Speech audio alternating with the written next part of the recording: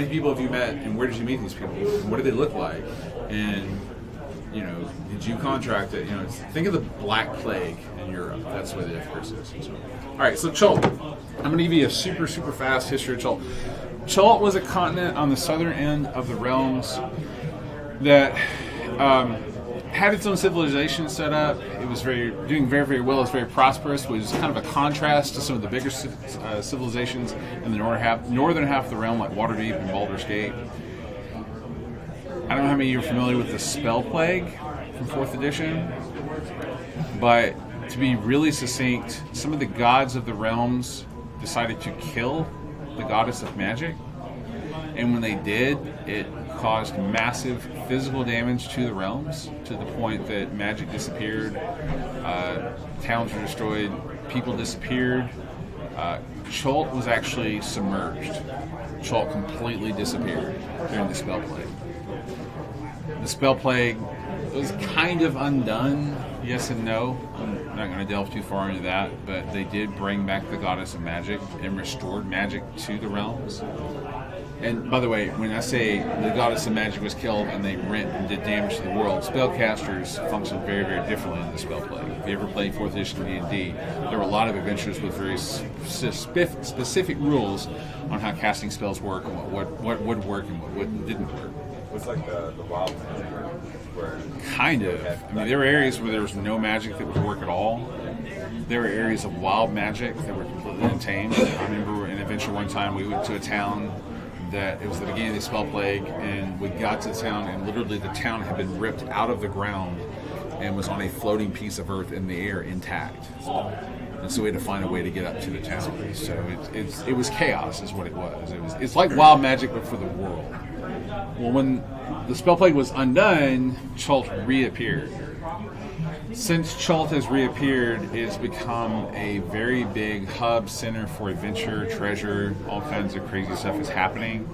You folks are adventurers who are going to start off in the port, and I can never pronounce this word right, so you have to bear with me. Port Nyanzaru. Yeah, Nyanzaru. So all of you are arriving at the port. That's the one and only and main port into Chult. It is a thriving city full of people who not only are looking for work, but there's already been a massive social/governmental network set up with a lot of royalty who've come down and tried to set up house that quite a few of them actually will pay adventurers. So when people come into Port Nyanzaru, one of the first things they'll do is, if they're there for make money, go on adventures, they go see who's hiring. And that's essentially where your party starts. I'm not going to have you guys meet in a tavern just because that's a personal pet peeve of mine. I would like for all of you to meet on the docks of Nyanzaru. And if you want, even though we've said the character class, do you guys want to do an introduction to your character? I mean, how much work you put into your backgrounds, if any? You may or may not. Does anyone want to do that, or just want to dive right in? I can work on the background a little bit more. I can, if you guys would like, just to learn a little bit about mine. Totally up to you. Okay. So, my guy, furbolgs don't really leave their hometowns unless something, either they're like sent on a quest or some kind of disaster forces them to leave, or they get exiled. My home village was taken out during a hurricane, and I'm the only surviving tribe member. I went into seclusion in the woods to gain insight on what I should do, and that's where I found out my druid abilities and kind of went insane. I now think of the woods as a god, like just the woods, not like jungles or anything, just strictly like the forest woods, and I consistently seek insight from them. Anyone else? Yeah, I'll give you just a basic rundown. I've essentially had amnesia for what seems to be like a year, maybe longer. Kind of doing an expedition from seacoast to seacoast to see what's going on. As far as like to get a background for who I am. That's as far as I was a courtier, / healer. My duke and his whole family were assassinated, and I decided to leave town before they came back.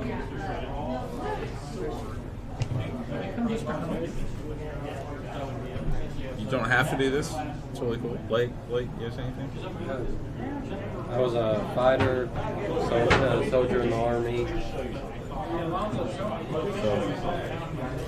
So that's probably how I got here. Fighting, traveling around, doing odd jobs.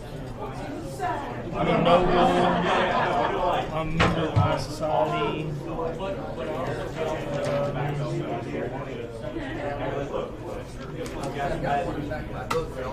I know I'm never going to inherit nothing, so I decided to become an adventurer. And I'm big on protection. Yeah. Do you guys mind telling me what alignment you guys are? Oh, I am neutral good. Awful good. No, I mean neutral. Yeah, neutral good. Is that thing? Would that help put that in that little text right sweet? I generally play lawful good characters. Any kind of evil character, I'm not a big fan of. So trying to be evil. A note on alignment too. I always tell players that alignment is something you can choose to reveal through words. You can also choose to reveal through actions. I've had players do that too. It's fun.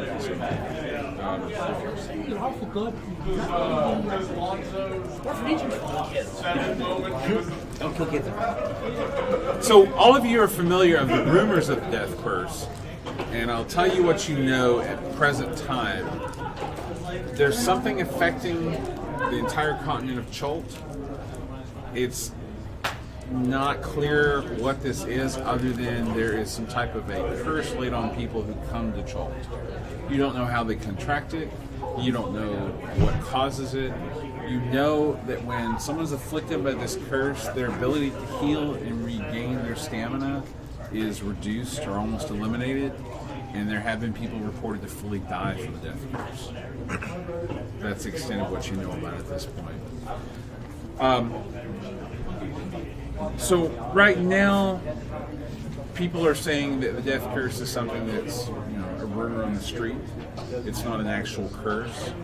But as you've been traveling to Chult, you've heard more and more rumors the closer you got. In Port Nyanzaru, the talk is kind of, don't talk about the death curse. We don't talk about that here. It kind of scares off people. We're going to start you folks off at the docks, and when you're at the docks, all of you see a notice for Adventurers Wanted from a business in the market district. Now, let me just show you a picture. This is Port Nyanzaru. This is from the Tomb of Annihilation book. This is the port. Within Nyanzaru, there's pretty much two big areas. Well, you could say three. There's the Merchants Ward, there's the Market Ward, and then this is the third one that's it's the Harbor Ward. It's not really that big of an area. It's really where most of the ships come in and dock. The western half is the Merchants Ward, and there are merchant princes. They've become kind of the ruling caste of Nyanzaru. The princes are the ones who manage all the trade and kind of control the money of the city. The other half, the southern/eastern, is the Market Ward, and that's where most of the middle class, lower class people live. So if you can think of the western, it's kind of like western and north half of the Port Nyanzaru. That's where the rich people live. It's also where most of the government takes place. The southern half is the Merchant Ward, and not only is that where the lower class and more normal folk take place, but that's where all the trade skill merchants are. So it would kind of be like the Walmart of Nyanzaru, whereas the upper end would be the upper class neighborhood hot springs of your choice, is what you would see. The advertisement all of you see says that adventurers are wanted, and it recommends or tells you to go to a shop in the market district. I'm going to go ahead and meta and have all you characters decide to go check out this notice. You saw each other on the docks. You all regroup inadvertently, advertently, it's up to you, at the shop. In the market district, the address leads you to a small, dark side street, and what attracted to you, and I'm going to meta some of this for your characters, but then I'm going to let you go. I don't like telling characters what they feel, but it's easier to do this than a tavern. What attracted all of you to the notice was this person is looking for adventures to investigate a lost city called Nezra. None of you are familiar with this name. You've never heard it before, have no idea where it is or what it is, and this is the first mention of Nezra. So that's where your interest starts. Now I'm going to let go of your character's emotions. So I won't do that again. The shop it's off on a side street. It's in a shadier part of the market district. The shop, though, doesn't have any appearance of being of ill repute. It's run by a known archaeologist whose name is on the door, Carter Tuttleton. Inside his shop, there's a lot of trinkets, and it's almost like an antique shop because most of the stuff is very cosmopolitan and very varied. Just a motley assortment of junk. Most of it's covered in dust, so this guy doesn't get a whole lot of business. He's got everything from jars of some type of creature's toes to buttons carved out of stone, all manner of coins, quite a few of which are from civilizations and languages you aren't familiar with. It's almost like the old alligator farm museum of oddities inside this place. Start all of you in the shop looking around, and Carter Tuttleton is behind the counter. And by the way, we'll go back and forth between roleplay and not roleplay. A lot of times I'll ask you, do you want to roleplay out this situation, or do we not want to roleplay? And it is your choice. I'll roleplay if you want, but if you don't, I'll roleplay. So we're here to talk to him. This is the address that was on the notice. So we kind of want to decide who takes points. Otherwise, do some good diplomacy or.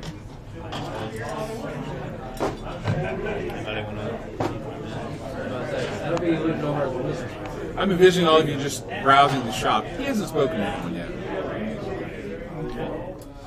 I'll go up to him and ask him if he was the one looking for adventures. Well, yes, I was. Would you like to roleplay this out or not?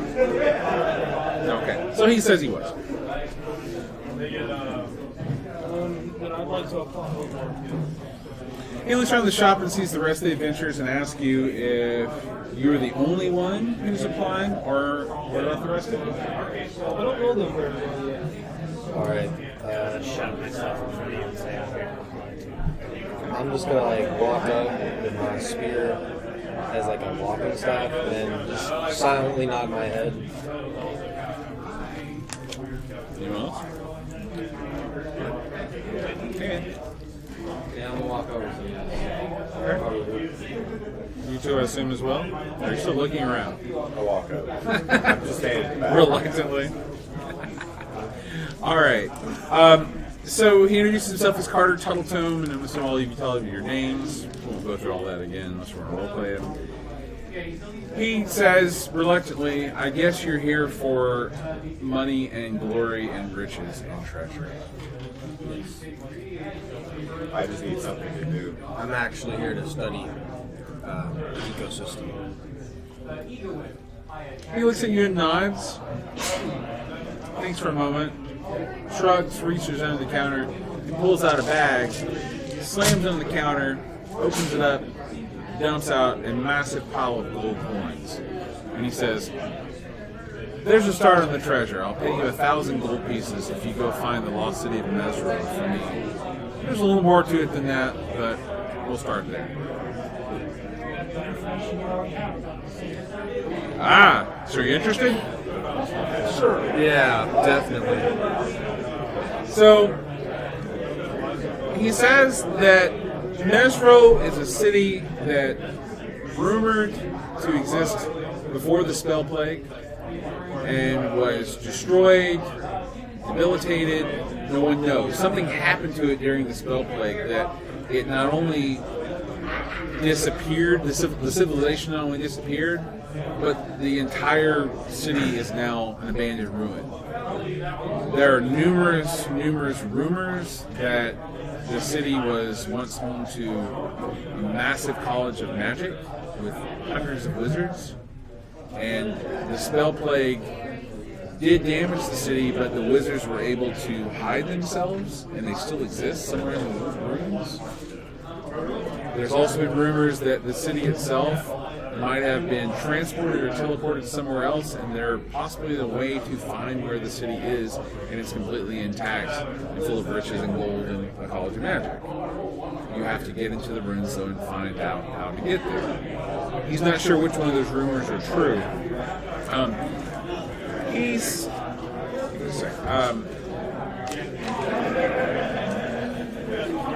sorry. Just take on you.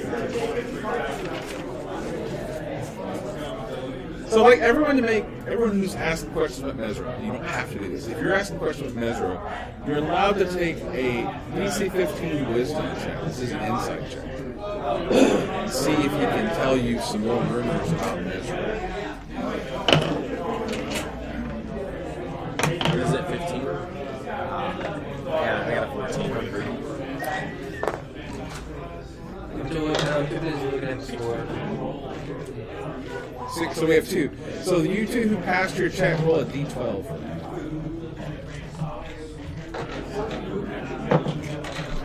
that. Six. Jerry? He tells you of 2 more rumors he's heard. He's not sure of the truth of these rumors, but he spoke with a lot of adventurers who claim to have been to Mesro. He's not even sure if they're telling the truth themselves, but 2 things they mentioned were there's a well and a temple within the city that's dedicated to the god Tao, and the well grants eternal youth to those who drink it. The other thing he's heard is time flows differently inside this same temple, and an hour within the temple could be a year outside, or the other way around. Inside the what? The temple of the Tao.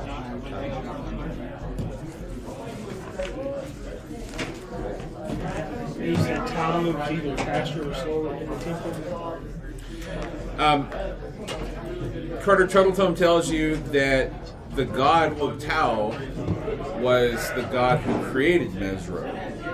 And legend has it that Mesro was created and raised from the desert floor by Abtao's own hand.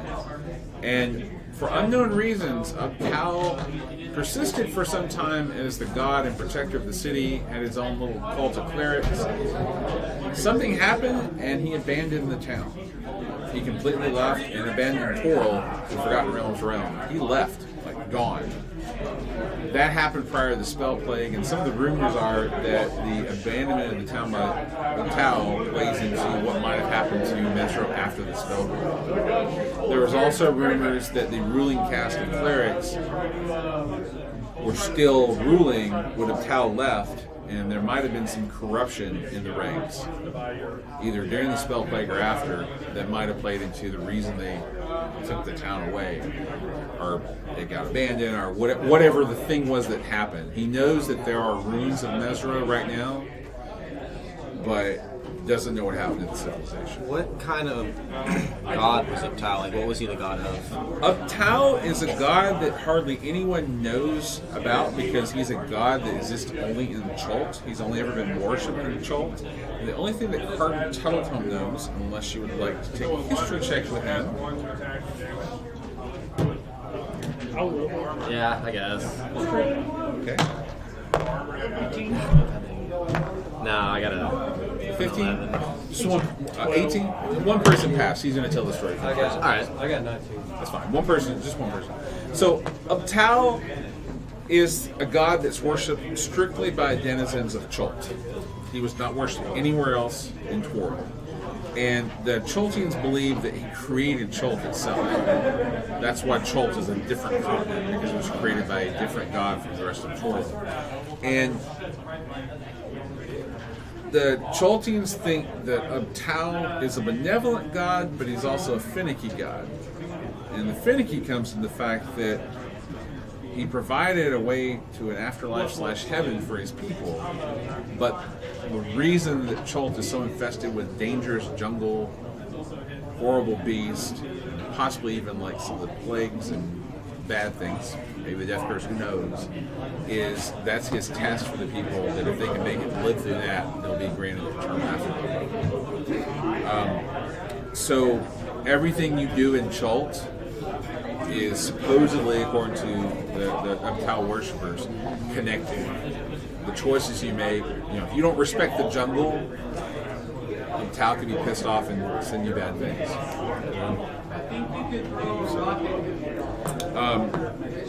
He also, the last thing he'll tell you is, Tao had a very odd ritual, and something that the Choltians really pride themselves on, is map making. Because supposedly, if you died and you were a worshiper of Tao, or in Chult even, Tao, as a judgment, would have you draw the continent of Chult and the jungle on a map at his feet. If you got it wrong, you were denied entry to his afterlife. If you got it right, you got to go in, and kind of like a Norse Valhalla thing where you could feast and have a good time the rest of eternity. If you didn't make it in, you were forced to wander the jungle. Kind of mean. Yeah. There might be things wandering in the jungle, like spirits. Did you have a question for him? Think of one. I guess. So what exactly is he wanting us to bring back to him again? He says that he wants a map of Mesro. The entirety of Measure, or just where it's at? As maps of the ruins, as much as you can get. No maps exist. And in Chult, having a map of the lost city that supposedly contained a college of magic would go for, it's giving you 1,000 gold. I mean, because to him, it's like I get millions, billions of gold. This would be one of those valuable things in the entire continent if he was able to get an accurate map of Mesro. He says that he's going to have you, he's going to arrange a meeting with one of the merchant princes, and that will give you a guide. And he's also going to pay up front, that's what 1,000 gold is, for 1 month of service. He says that before we leave to go meet with the merchant prince, because he assumes all of you agree to this, Yes. Sounds he good. has heard from the last party, there were other parties who've gone to the ruins of Mesro trying to get this map. The last party that had one person come back alive said that the Flaming Fist have taken over the ruins. The Flaming Fist, and so I was asking earlier, if you're not familiar with them, they were a mercenary group who were a very big part of the history of Baldur's Gate. To hear that they are, I'm assuming your characters have a little bit of a knowledge of Torah. I do that just to make it easier. And, you guys know the Flaming Fist. The mention of them being in Chult is a pretty big deal. Because the number one question you would have as a resident Torah is, why would they come to Chult? They were a mercenary outfit, more suited for war. And what on earth would they be doing in Ezra?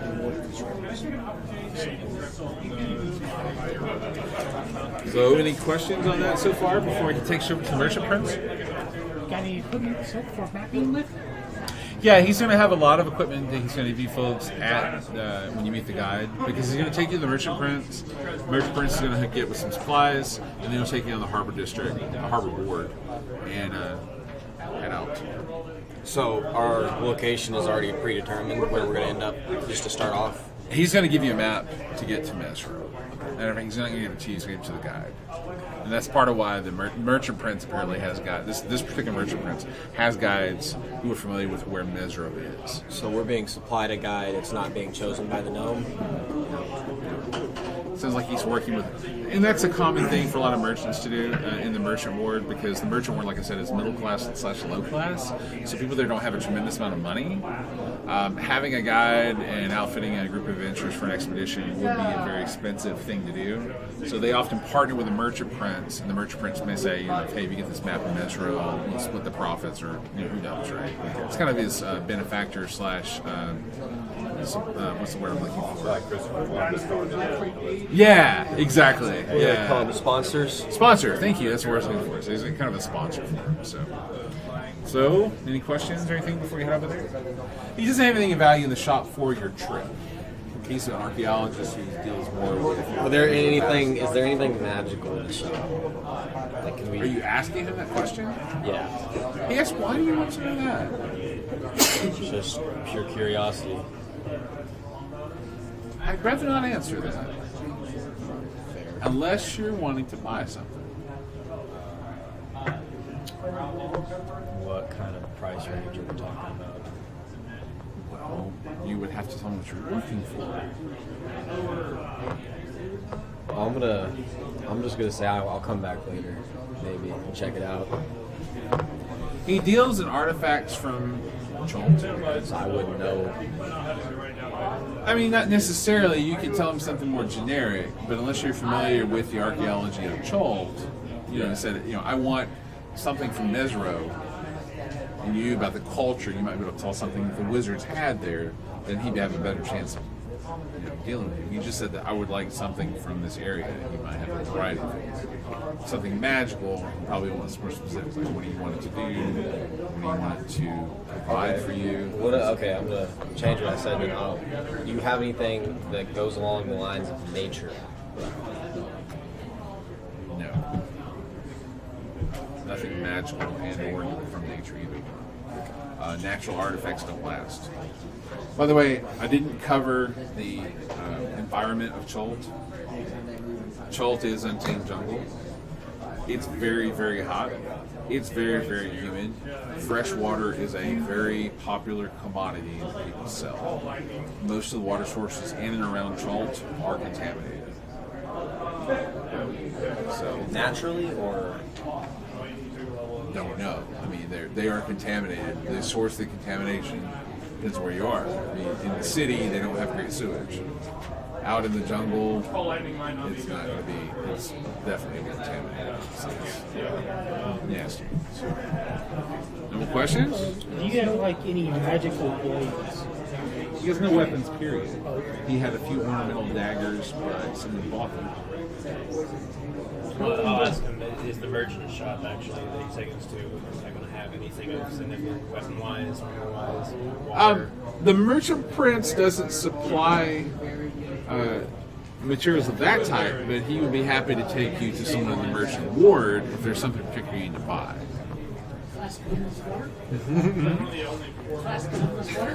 Are you asking that? hello? You might find it some in the merchant ward. Off the top of his head, he doesn't know of a place that carries that particular item, but it doesn't mean it's not out. Sounds important. We're ready to go if he's ready. Okay, so he's going to take you to the merchant prince Jobal. Jobal, I'm going to give you some background because this will be Carter telling you as he travels to it. Because you got to travel halfway across the city to get to this guy. Each merchant prince has a specialty within Nyanzaru. Jobal is the merchant prince for guides and sellswords.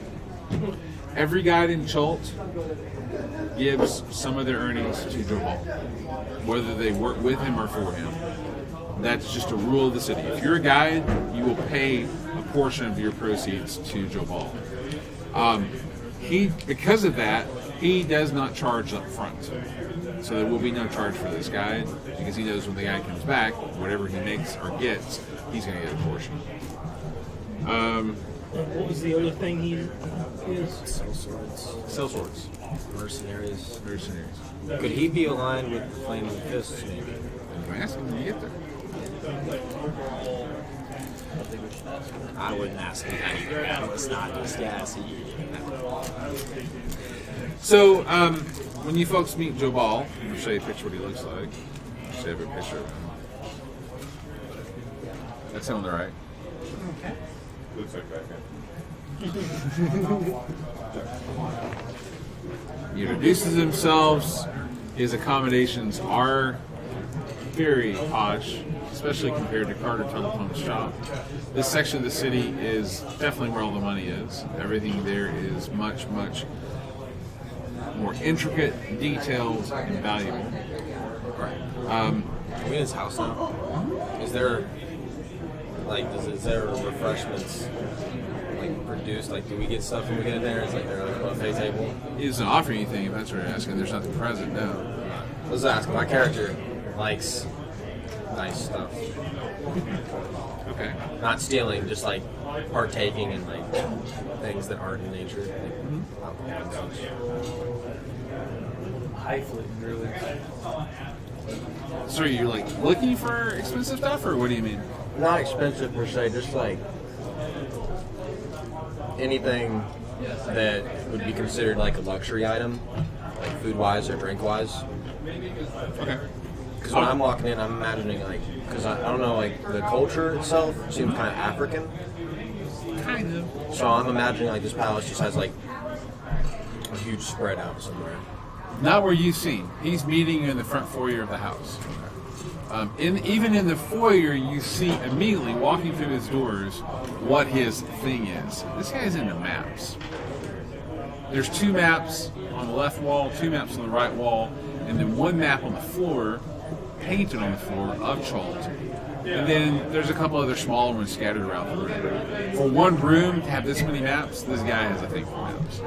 He introduces himself, tells you who he is, tells you that he specializes in guides, and he's working with Carter Tuttletone because he has an extremely strong interest, vested interest, corrects himself, in obtaining a map of Bezra. He looks to Carter and says, I trust that you inform them all of the history of what they're dealing with and where they're going. And he says, yes. They didn't have a lot of questions, but I answered what they wanted to know. So Droval then says, well, what questions do you have of me? I'm going to ask him, once we're ready to set up, is there any way you can take me around the merchant shop? I just want to look around and see what they got going on there, as far as like weapons, as far as provisions. He says that in this area of the city, there's not as many shops that might provide things used on the mission. This is kind of, he insinuates that what's sold in the city is like high-priced magical artifacts and weapons. If you have a lot of money, we'd be happy to show you around. If you don't, Once you split the gold, they come and everybody gets Yes. Yeah. he looks at you and says, I do. gold money. You get I would ask how much you're willing to pay. we have 1,000 for Yeah. Well, it's not selling me without. But he already knows that's how Yeah, he's probably the one that gave him the money. I'm willing to put forth for the flask, definitely. Yeah. so he has at least 1,000 at a base. These miles. That might get you the cap. Great. He says, if you manage to come back with the map in this room, I'll make sure you get one. He looks at Carter and he kind of smiles, like, you know, he doesn't really expect you folks to get back that easy. All right, now I want to do it.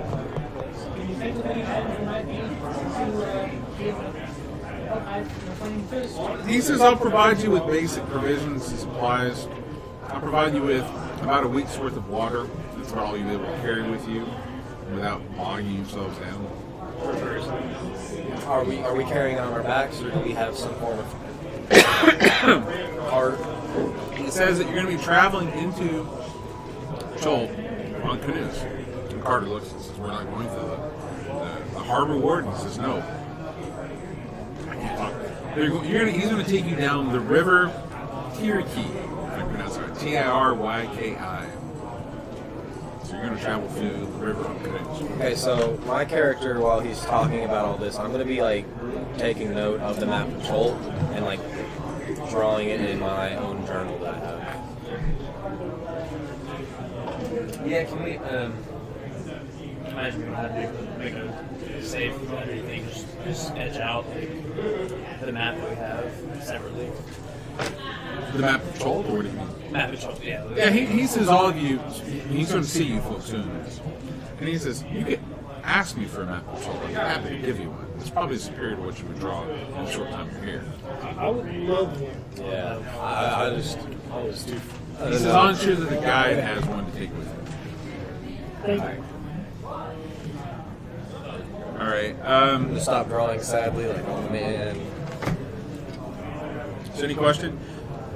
Any questions for him, Art Carter? Talk to him. The river. Are there any known dangers about it? Is it really fast? Is it a lazy river? He smiles, looks at Carter, and Carter kind of nods his head. Joe Hall looks back and he says, "You haven't been to Schultz, have you?" First time, man. Just... To answer your question, I would say yes. Okay.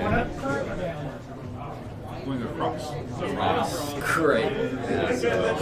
Well, like, oh, you're talking about the flow of the river? Yeah, which way are we Sorry, going, sorry. up or down? You went down. Down, okay. I thought you went across the continent. I'm sorry. The canoes themselves, what can we expect to be working with? Like, night? Huh? I'll show you. Back to the weapons. Can you point me somewhere to I'm not scared I should be. magical weapons? He says that in the city of Chult, unless you have 5,000 gold or more, you won't be able to purchase things magical. He says, but basic provisions you can buy. And what that translates to is you'll be able to buy any of the basic weapons or equipment that inspires him past that. Without a lot of money.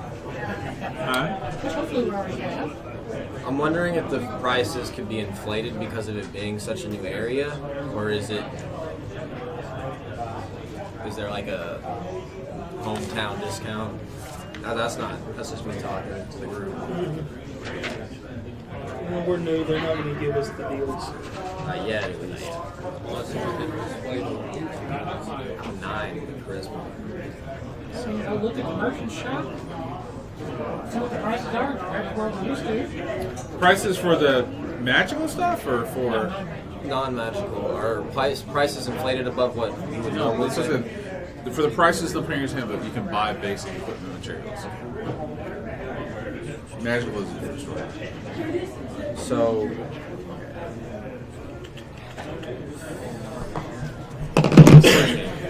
Should have been doing somebody probably.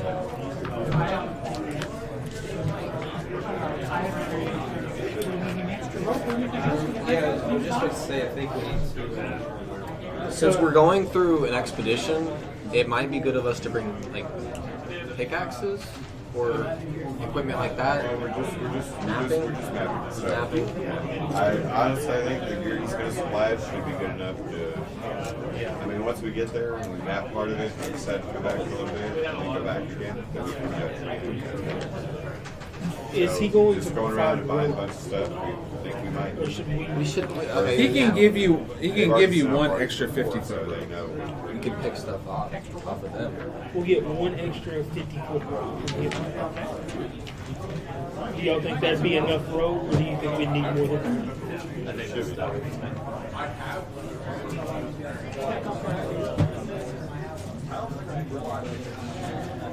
Is there a potion merchant?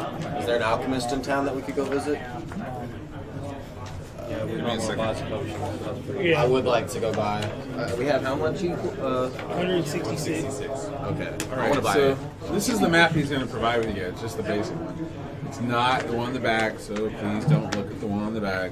He's going to give you the one that's not fleshed out. This is Port Nyanzaro.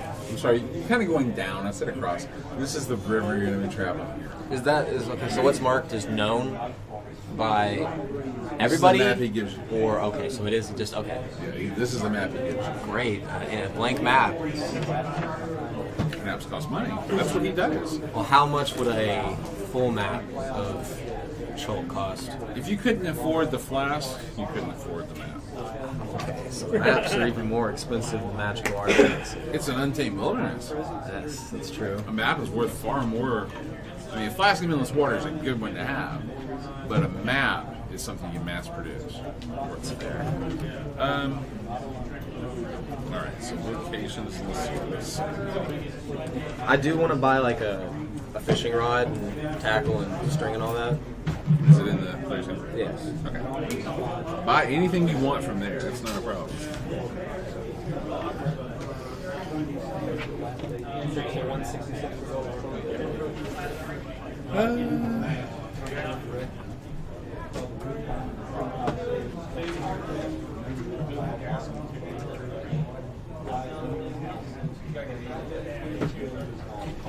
What you go ahead and give us a rundown of what supplies he's actually going to be providing for us for this trip?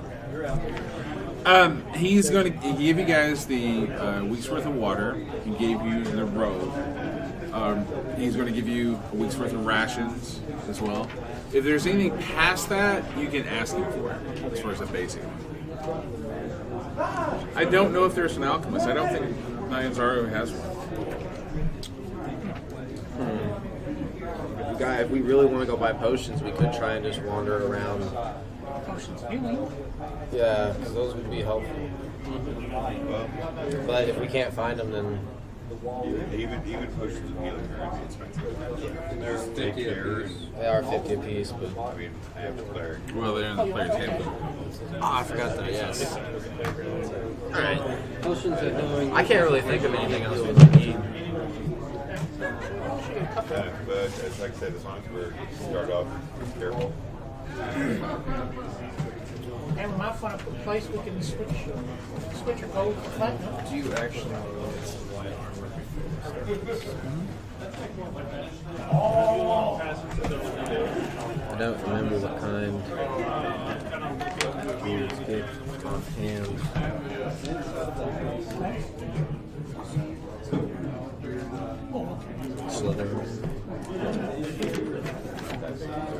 Now, the other merchant princes might be able to offer you things you can't get, but you're dealing with one. It might not be wise to go off and start giving money to another one just yet. You're in the service of one merchant prince. If you go start buying and dealing things with the other ones. I mean, can I ask him, would he mind supplying me with some leather padded armor? Yeah, leather padded armor you can definitely get in. Yeah, that's no problem. You can get that for sure. I'll say he's really picky if I can't buy it.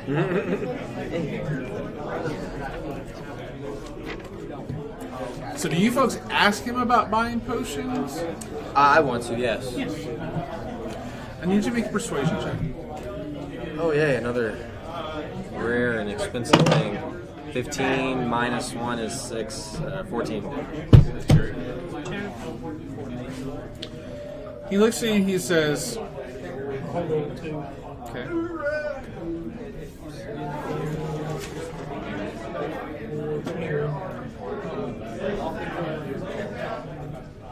I might know someone who could provide you access to potions, but you have to understand from a business perspective, they are my biggest competition. So I'd ask, why do you feel like you need potions? Well, we never know what type of danger we might run into, and it's better to have 1 or 2 potions of healing in case we need it. I want to explain that we're going out into a jungle, and I don't know about jungles in Chult. Jungles back from what I've read, that there are lots of poisonous creatures, so having anti-venom and antitoxin would be quite a godsend. Having the anti-venom and antitoxin for Chult is a very difficult thing to do due to the variety of creatures. Yeah. Having one that will work for all is not something we have here. He could get you access to healing potions. He says that they'll cost you 80 gold instead of 15.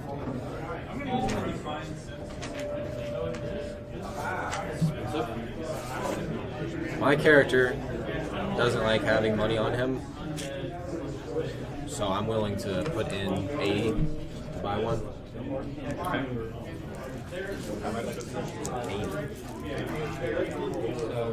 Each person will be able to I feel like and I'm speaking quietly to him as I'm saying it. It's like his competitor who sells the potions, so I think he's overdrafting us as kind of like a. Could we try to persuade him for a cheaper value? You got high persuasion. I feel like it would be pretty high as a check. I say we should I say yes, not you roll a 3. annoy him. If it's his competitor, we shouldn't try and make it seem like we're. Well, let's just, who knows how much money we're going to make anyway, so like he said, everybody can buy 2 potions and have them. It's better to have them than need them. Yeah. Not have them. So, We'll ask him. This is probably an obvious question, but we'll ask him. Does he have a book or any knowledge of poisonous plants?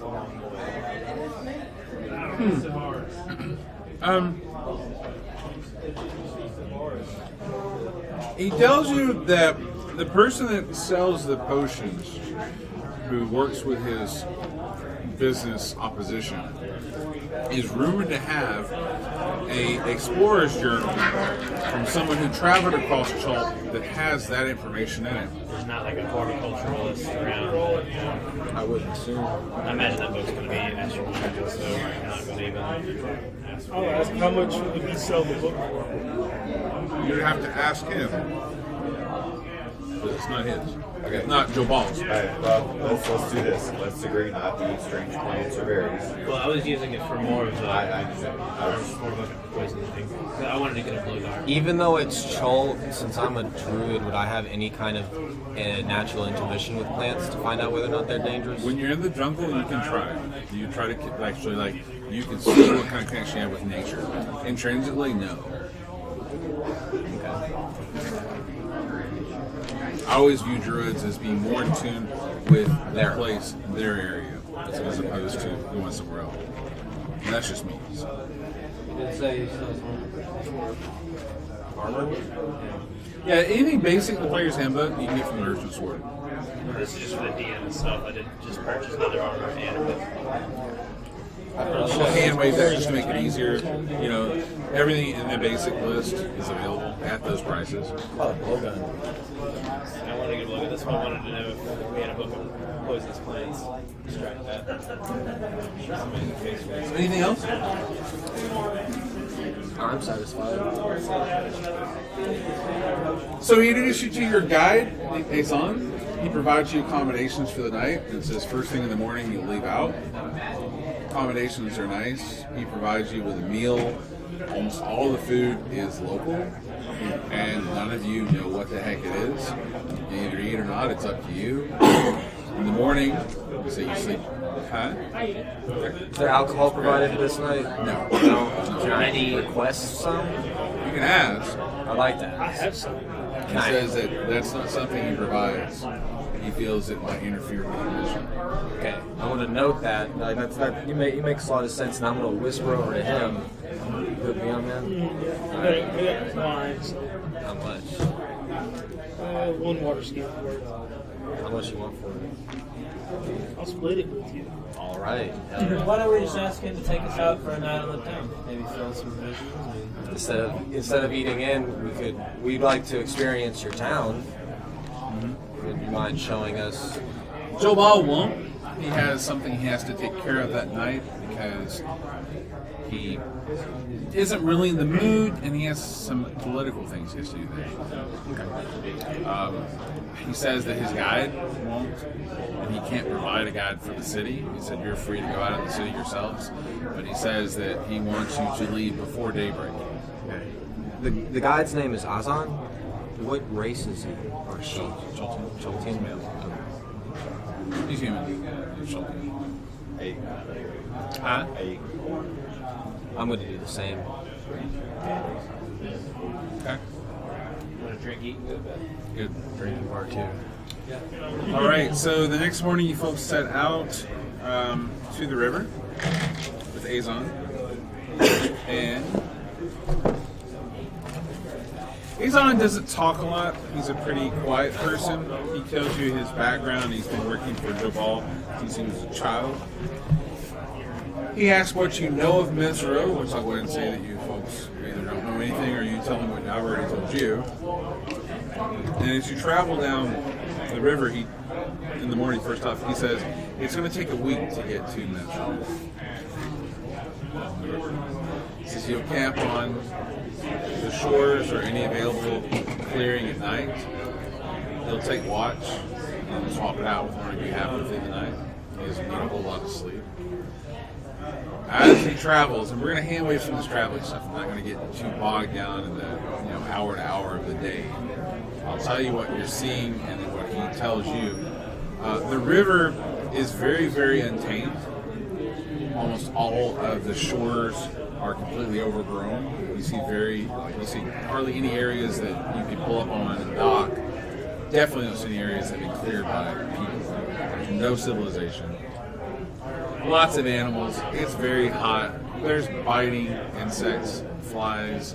The water is brackish and very much unfit to drink. You don't want to probably fall in this much. Let's try to drink it. So I need someone to roll a d20. Yeah, 17. Just one person. I need one person. Yeah, 17. Okay, I need to roll percentile for me, please. Roll what? Percentile. So you have two d10s. One's a tens place and one's a one place. Yeah. You need to roll both of those. Okay. I got a 6 and a 60. 66.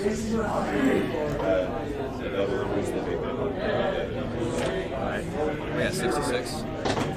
So as you're traveling down the river, he asked, would you like to hear the story of Uptal and Mesro and what he knows? Because he probably didn't get a good overview of it in the city. Yes. So Azon tells you that he tells you what you already heard about Uptal. He raised Mesro in the jungle. He expounds upon it to the point that you can kind of tell this guy's a local. And when he speaks of Tao, he speaks of Tao in a very reverent way. Like, he's really, you don't know if he's a worshiper or not, but he's definitely a fan. Mesro was the greatest gift that Tao gave the people of China. He gave them the continent, but his gift was Mesro. And he tells you, and I want you to imagine when he's telling the story, he kind of gets that glassy-eyed, glazed look. You know, maybe he was this way, and maybe he's remembering it a little better than what it really is. Who knows? Who knows the truth? It was a city etched from glass and stone, where Uptal's priests could guide the common folk through the maze of life. This was the central hub where people came to learn about Chult in preparation for their day of dying, when they stood in front of Uptal and draw the map of Chult and gain access to his great hall. In the center of the city, there was supposedly a magnificent tower of crystal and gold that no matter where you stood in the city, you saw the same face. And in that tower, Tao himself sat in judgment on a platinum throne. And supposedly that's where the judgment took place, in that tower. So on the mortal plane. So When he's talking about this, you can tell it's like telling a folk story, like folklore. He says that 7 of the Tao's chosen, known as Bare, B-A-R-A-E, they were not only the ones that Tao chose to run the city, but he gave them miraculous powers and the ability to cast great spells. And under their guidance, leadership, Mesro's reputation spread all across the continent. And it became a holy city that people would actually make pilgrimages to. And it was this way for 4,000 years. okay. So, Can you tell me more on the maze of life? What is it? Azon tells you that the maze of life is life itself in Chult. So as you live, and he says, like, as we're traveling now, we are navigating the maze of life. And how we interact with the river and the land is everything. And he says that Uptal wants us to respect and revere his gift to Chult and the world. So you basically don't go down trees like that. You know, he's kind of like a nature hippie type, you know, like, hey. So,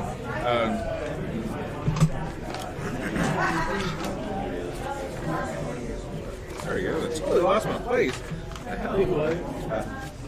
I totally want to say something. Like, so burning down forest would be not severe. That guy's gonna be like, I would think not. Not treatment.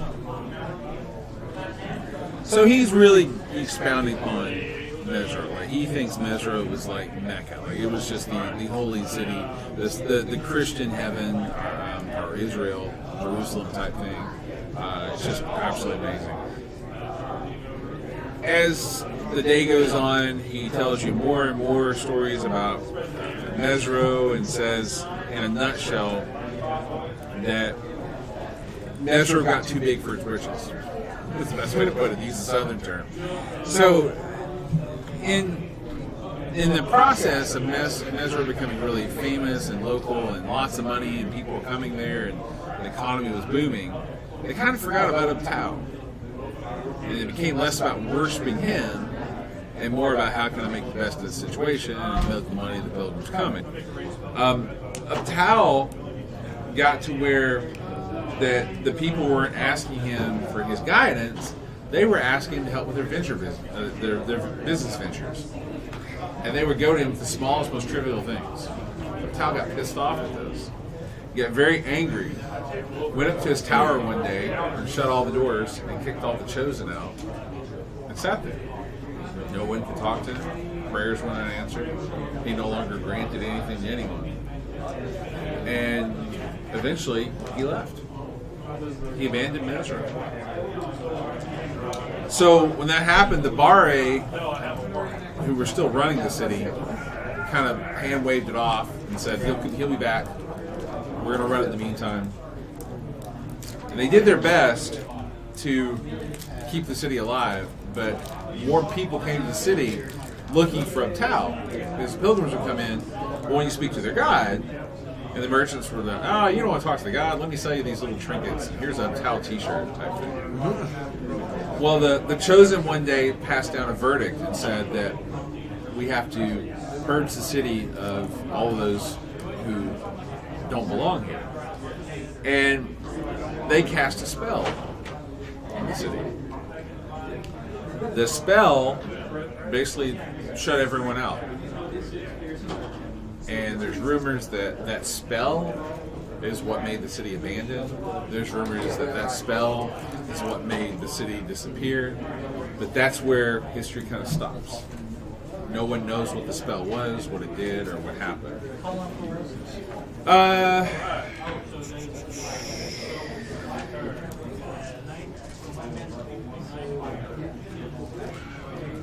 Approximately 500 years ago, there have been rumors, and he firmly believes these rumors, that the truly loyal Tuptau, the truly pure of heart, could still be able to go into the city, and the Bari would know who they are and allow them access to the true city of Mesra. He feels he is one of those, but he's never been asked.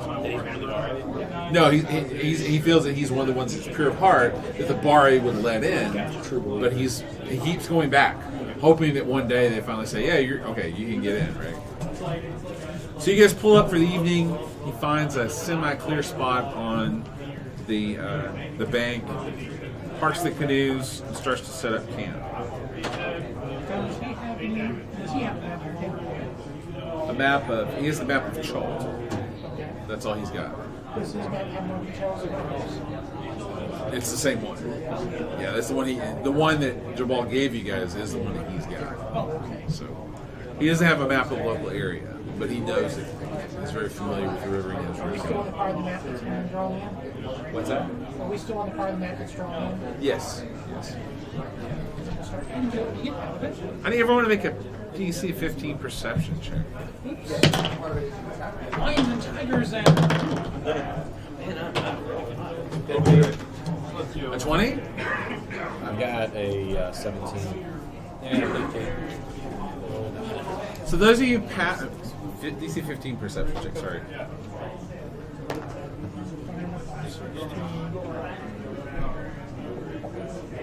What is perception modifier? Wisdom. 17. So those of you past 15 or above, you all hear something that Izan does not. And picture this, you're kind of unloading your stuff out of the canoes while he's on the boat. No, he's on the shore setting things up. He doesn't have a lot of supplies.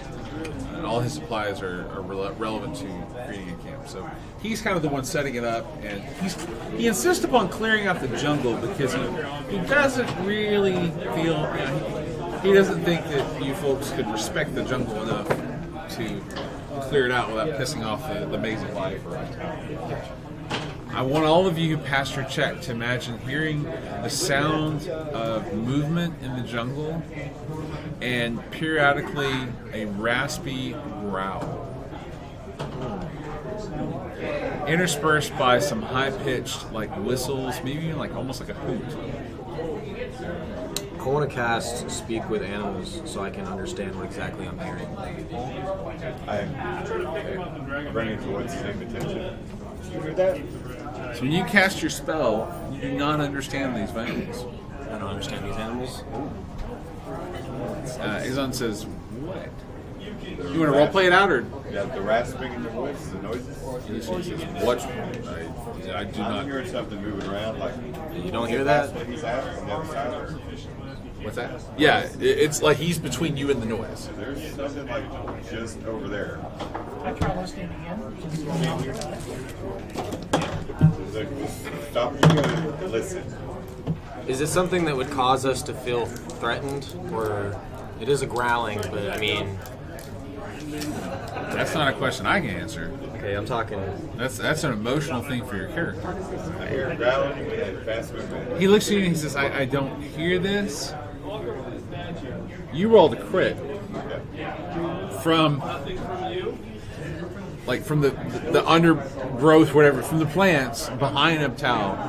You see a reptilian head raise up out of the foliage right by Azon.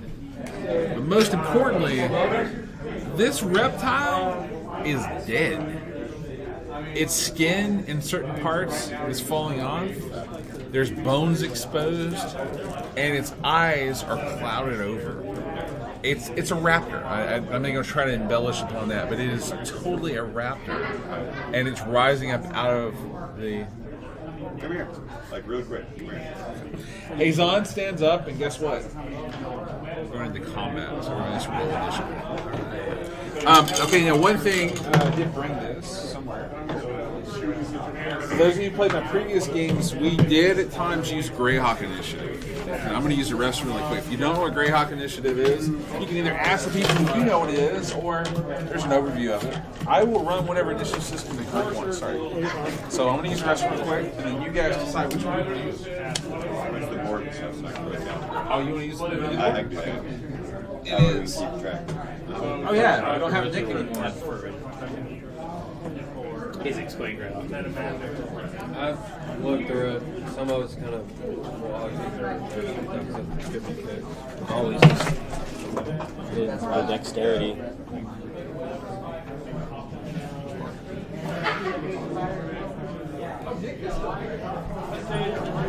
I just said, we don't have dick anymore, man. Why did they do volunteer for? Like he's the only one that can do this. Seriously.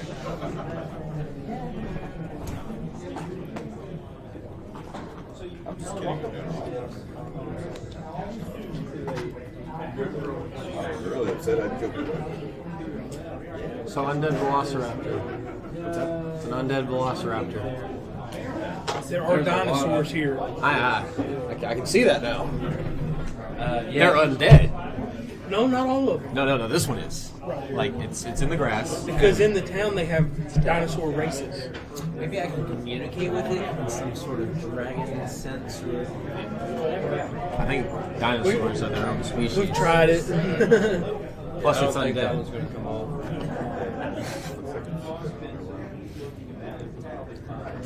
So I guess we're going to vote based on which system we want to use first. Now we don't know anything about dinosaurs personally. You might, since you were from here. Well, no, I've just played this. No. Like your character. Does your No, character? it's not from here. So None of our characters are from So we don't know anything about what they Have are. markers stick to something. If you take that same marker and rub over the top of the head, it'll loosen all the It should, but general knowledge. It doesn't always work. It actually works. I wouldn't mention it. That says it actually works on that one. Yeah. It doesn't always work, trust me. It sometimes depends on the markers you use. Well, that's what I was asking. Does it actually work on that one? Because we were having trouble with that one. How do you guys want to deal with it? Kill it. Well, yeah. Well, we're going to kill it. Yeah, I mean, that's given, but Well, the big guys up front. I'm not fighting. I'm fighting, Just so past you guys. Because, I'm here to heal.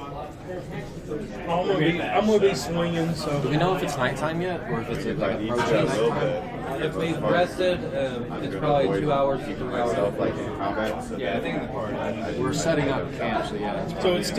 it's probably almost dusk. That's what I was saying. It's Yeah. 2 to 3 hours. About 6 o'clock. Dope as the Pope. Did you guys decide which system you're gonna run? I like running original. I'm up with whatever the group's up with. Original's And it's- faster and easier. I found Greyhawk faster. What's the original anyway? I found Greyhawk. I guess the I, D20 plus dexterity. Yeah. Shit, this was really bad. Too bad for me. Awesome. If I roll high. Like Greyhawk, I just don't like it because every time we have to roll Right. and it slows down. 7. Well, it's higher than I'm good at. I know. Maybe a couple days. I know. It's Really? We have an extra one up there. This is the one we use to go through finding. That's fine. I'll take it unless you guys are fifth.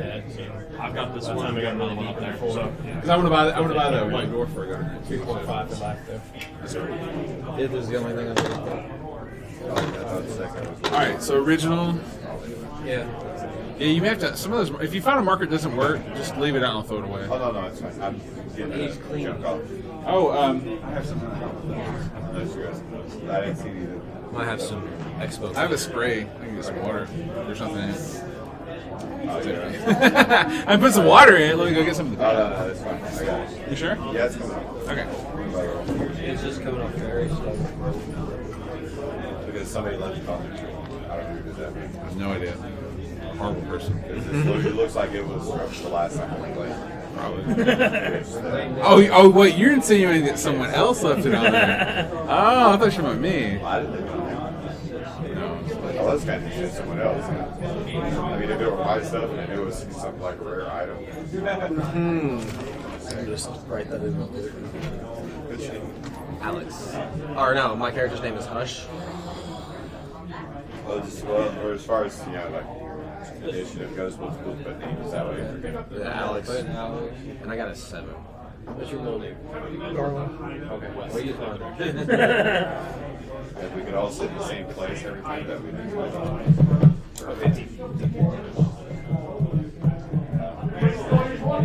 Yeah, just put mine. Okay, put mine so that we don't get our You said your middle name was Garland? Like the county. You born and raised Garland? No. Born in Pensacola, Florida. Oh, that's much different. Oh. 6. Oh, dang. You got an egg. That's okay, I got a 9 in charisma. Paladin. What race? Human. It's understanding what happened there. What armor do you have on? Chainmail. You take a negative from change? You don't, but I was just wondering. I've got a -1 on Dex. Yeah. So you're not very spry. Are you old? No, I'm young. You need to work out more. You need to do more like cardio. I'm a noble. Oh, yeah. I'm privileged. Yeah. I'm privileged. Mr. Fancy Pants over here in the jungle. Well, I do have fine clothing with me. Oh, you're So, from yeah. awards? You're probably having a great time right now. So you're Matthew Perry from Almost Heroes. Love this song. Do you guys play World of Warcraft? I used to. Recognize I've never played World of Warcraft. Really? Unless you feel like getting addicted to something, I wouldn't recommend it. It's a good game. It's really easy to get drawn in. 7 years. I've been thinking about going to get a dungeon hunter or something. It's not dungeon hunter. Monster Hunter? Yeah, Monster Hunter. The new one? I already pre-ordered it. I'm excited. We've been I'm not gonna pre-order it. Spencer's hunting right now, as a matter of fact. Huh? I'm not gonna pre-order it. Yeah, I'll wait. I'm not. I love all Monster Hunter games, so this is one that I'm not going to hesitate to pre-order. Really? I've already had it You pre-ordered. played Generations? I I have. have Generations. Yeah, Generations would be the. I've never played it. I used to play I it. was thinking about getting it. My first Monster Hunter was on PSP. Space Station 1, I think was my first one. I was PlayStation 2. Maybe it was PlayStation 2. Yeah, PlayStation 3. I'm so excited they finally put it back on console. Back on console. They did for the Xbox 360 for 1 year. I don't like In Xbox. Asia. They didn't do it over here. Did it? I looked it up. They have a American version. That was strictly in Asia. I'm a little bit of a Monster Hunter fan. A little bit, probably. Yeah. Are you getting it from the system?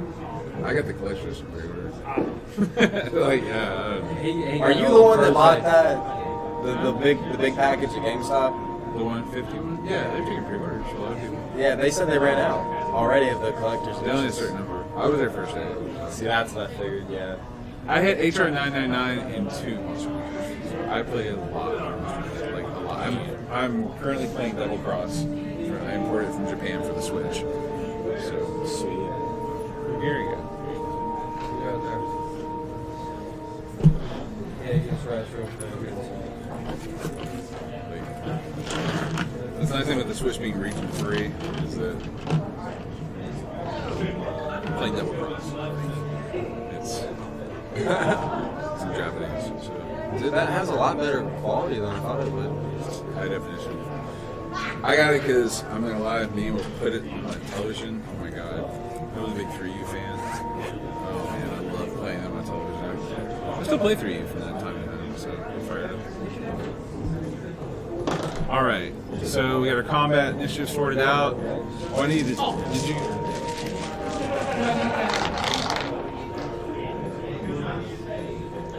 Make sure because y'all can actually roll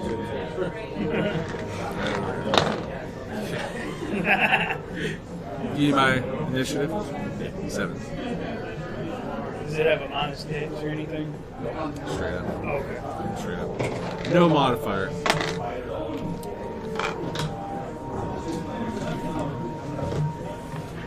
Alright, so got all initiatives? Everybody's good? Okay.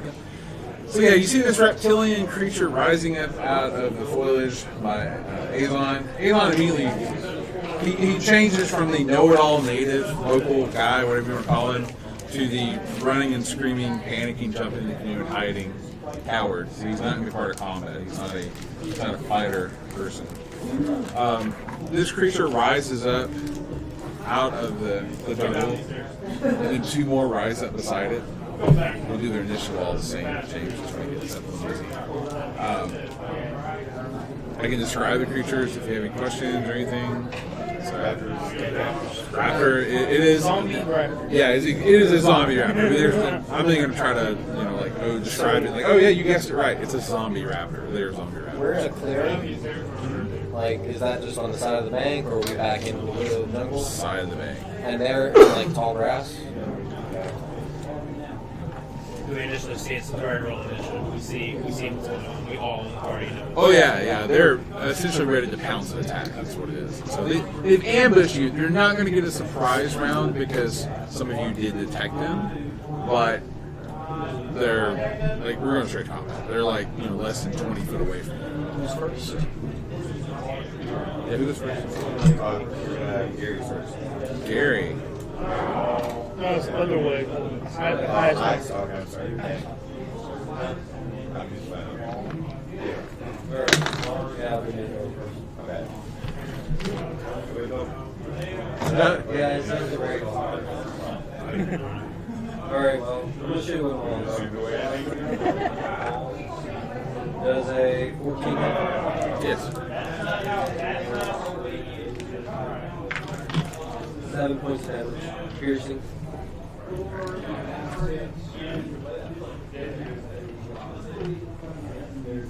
Okay.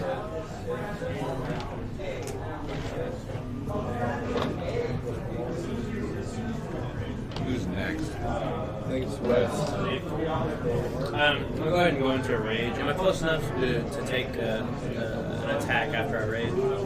You're 20 foot away. Then I'm not going to raid. I'm just going to run as a smash and bash. Oh. Natty closest one on me. And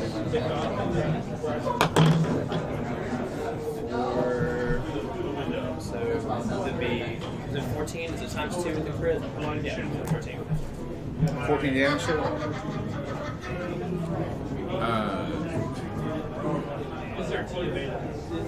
Okay. Sorry, wait. I'm assuming you're gonna hit the same one that he hit, right? Yeah. Okay. There's one that's kind of the forefront. That's the first one that's up. And the two other ones are behind it. Okay. Who's next? So it's still standing? Oh yeah. Oh yeah. Okay. I'll let you know when it falls. That's what I say. I want to produce flame and chunk it at the one that's been hit so far. Okay. I got a 16 Alright, that hits. and 6 damage.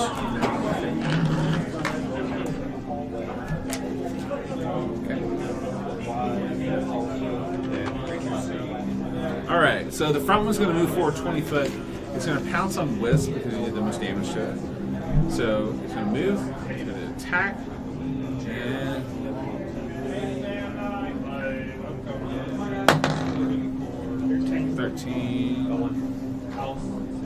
it's the first attack. So it'll be an 18 to hit, and 9? Yeah, 14 to hit. 18 and 14. We got 2 attacks. That's the damage on it? No, it's a hit. Armor class. Oh, 12, sorry. Yeah, no, it hit. Yeah, but they both hit. Yeah. Okay, they both hit. Alright, so now you need to make a DC 13 strength saving throw. What I roll for that? D20, and add your strength modifier. 20. Nice. So the creature pounces on you, and when it pounces you, it hits you, and you hold your ground. So the first one,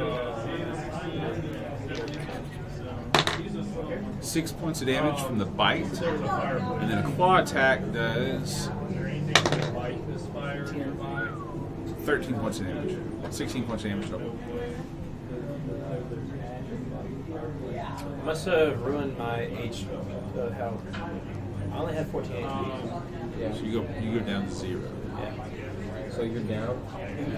Okay. Alright. They're vicious. I feel like yeah. I'm gonna go ahead and say this to the group. I feel like we should follow our guides and like what he's doing. Let's get. He's unconscious. Don't leave me! I'm gonna tell the group. I'm gonna cast Entangle when it gets back around, and we'll try and hold their advance up. If one of our more stronger guys can go pick up the giant dragonborn that's knocked over, Please don't. we might try and. I'm gonna attack. Attack the one that's on West. Yes.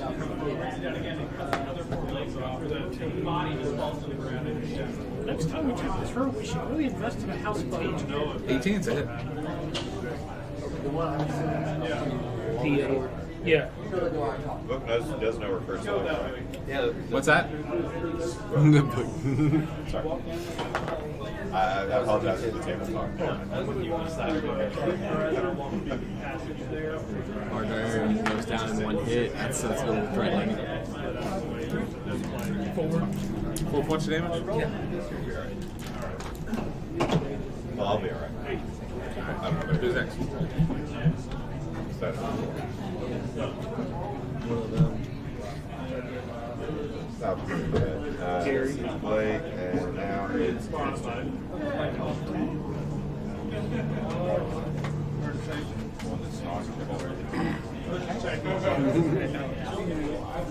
that's Crossbow and... You have any spells?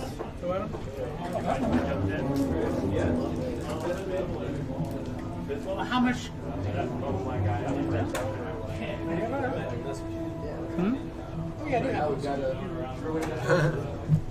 I better do that. We're going to rest anyway. Magic. Good choice. How much damage? How many missiles you gonna shoot? And you gonna split them up or all on one target?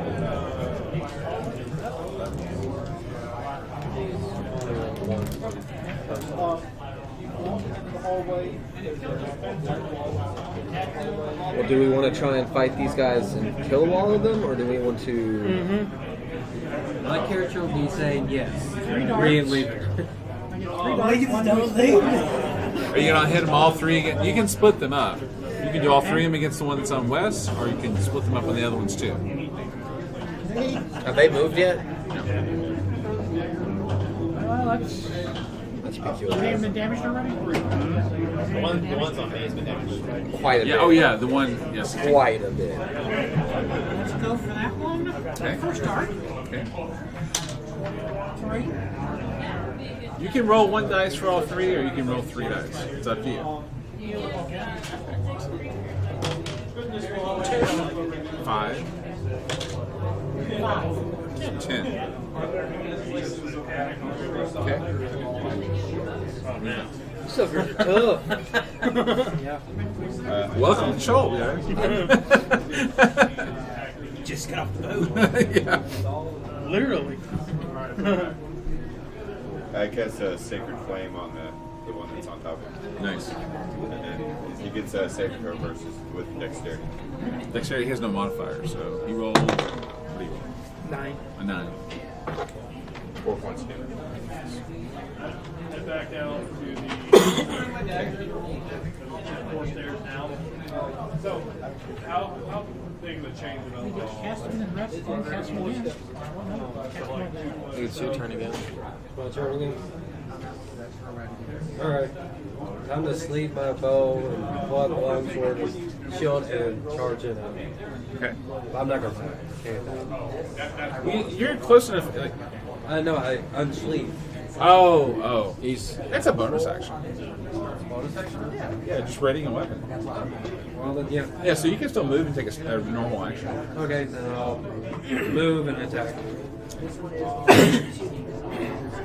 And I'm gonna cast Green Flame Blade on him. Okay. What does that do? After the hit, basically it deals an extra damage to a nearby enemy. Okay. Fire damage. It does a 19 hit, I believe. Oh yeah. Alright. So, go back to the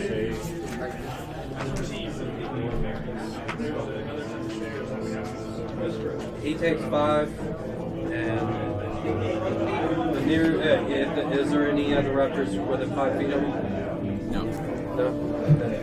Yeah, flame comes off of him and doesn't hit him.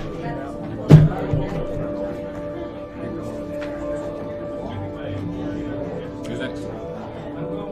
he's making a save throw. Yep. Does he back to me? Yeah.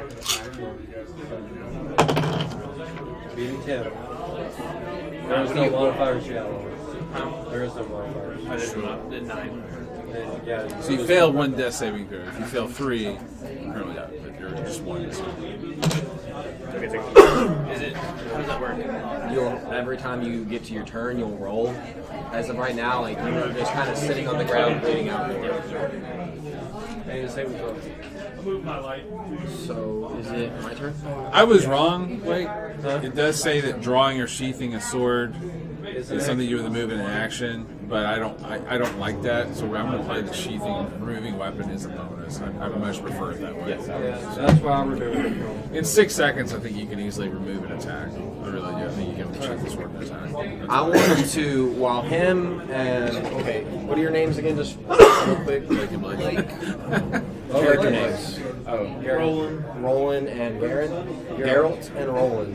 While Geralt and Roland are up harassing the undead raptor, I want to move up, and since I'm really big, and I also have the ability to carry larger creatures, I want to pick him up over my shoulder and move back to the canoes and set him down. Is it one of them on me? Yes.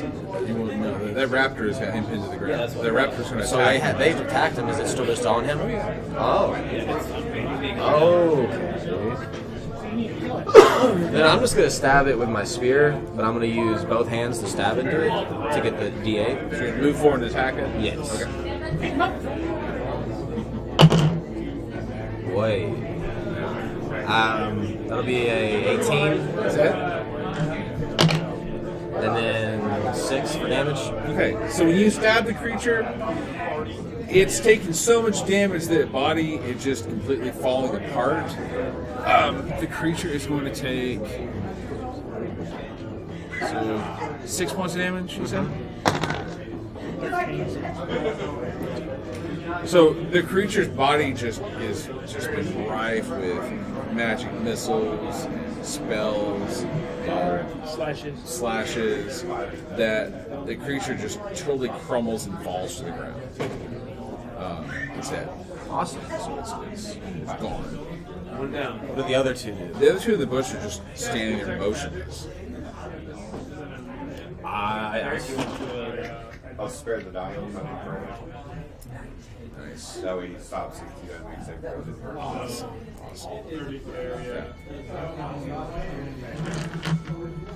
What do you guys think about the other two?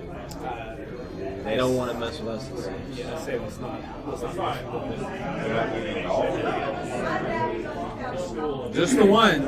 They all three appeared from the bush, but the one jumped out and attacked on the damage to us. They died, like it's done. The other two have not moved since they popped up. Can They're like standing there kind of move, like maybe move a little bit, like just not moving. I will make a suggestion through verbal voice. If you want to take a rock and just throw it at them, see if any kind of reaction comes from it. I know it's a dangerous move, but I hate to provoke them, but they just yeah. let's be honest, one of them You here guys- took down the biggest guy we had, and the only reason we got to get any damage done to it is because it was busy chewing on But do we really want to set up camp with 2 motionless dead velociraptors? Chuck a javelin at it. You're saying it out loud. You hear Azon from the canoe saying, "No, we must go. We are not staying here." I thought we should go. Yeah, I'm ready to pack on up and move on down the way. So all of you folks get back to the canoe. Are we at night? Oh, it's like dusk. It's close. It's evening. Before we start moving, can I have like a produce flame just going at the moment so I can have some light? Yeah, sure. Or you do a torch, either one. So Light the fire. get all the stuff on the boat, load him in. the whole time you guys are loading up, the raptors never do anything. So you're loaded up and ready to go off. You're like, what's up? I guess is on back in the boat. I guess our guy got back in the boat. Oh, he never. He He got back to the boat again. It's fighting. Yeah, he ran. He ran there and hid. So it is now becoming nighttime, and we don't currently have a place to rest. Hold on. I'm not done. Okay, that's what I was going to ask. I'm gonna let them get their feelings sorted out. All right, so as you're about to push off from the shore, I'm gonna chuck a javelin at it. yeah, he's almost gonna reach down and grab a rock and throw it. You want to chuck a javelin now? Yes. Or he sees you pull up a javelin. So go ahead. Where do you throw it? At the one. At them? Yes. Okay. So roll the hit. Let me just interrupt the dragon. Everyone doesn't really like that idea. I'm doing it anyway. I really don't think we should mess with dead animals No, it's good. against this. You hit. So when the don't worry about the damage. When the javelin hits the one raptor, it kind of moves, and you see the other one pounce on it, and they're fighting. Totally just going right at it as you guys pull away. No. I'll lose that javelin. I've got 4 more. All right, so you folks go down the river a little bit further. Azon finds you another place to camp. He checks it out. You see him doing some kind of strange little rituals. He's sprinkling some dust around the camp, and he's speaking in a language that you don't understand or familiar with. Care what languages on your character sheet. You won't know this one because it's a native language. So what? I was going to say, can I cast Divine Sense? Yeah. I want to cast Divine Sense. So tell me again what Divine Sense does. As an action, you can open up your awareness to sense strong evil and powerful good until the end of your next turn. You know the location of any celestial, fiend, or undead within 60 feet of you that is not behind total cover. Okay. So when you cast that spell, you don't get any hits on the location of things, but there is a tremendous amount of strong evil not far from your camp. Like you get an overwhelming, like across the radar, that there is just evil all throughout the jungle. I want to let everyone know that.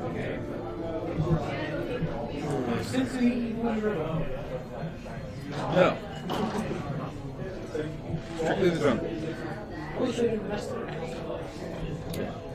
So as you guys are laying down to rest, night is falling, go to sleep. Set watch.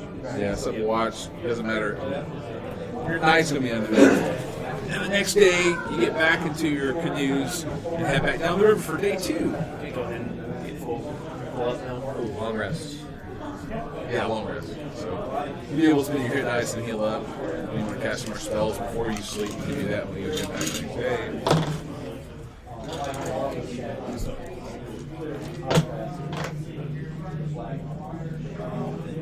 Okay.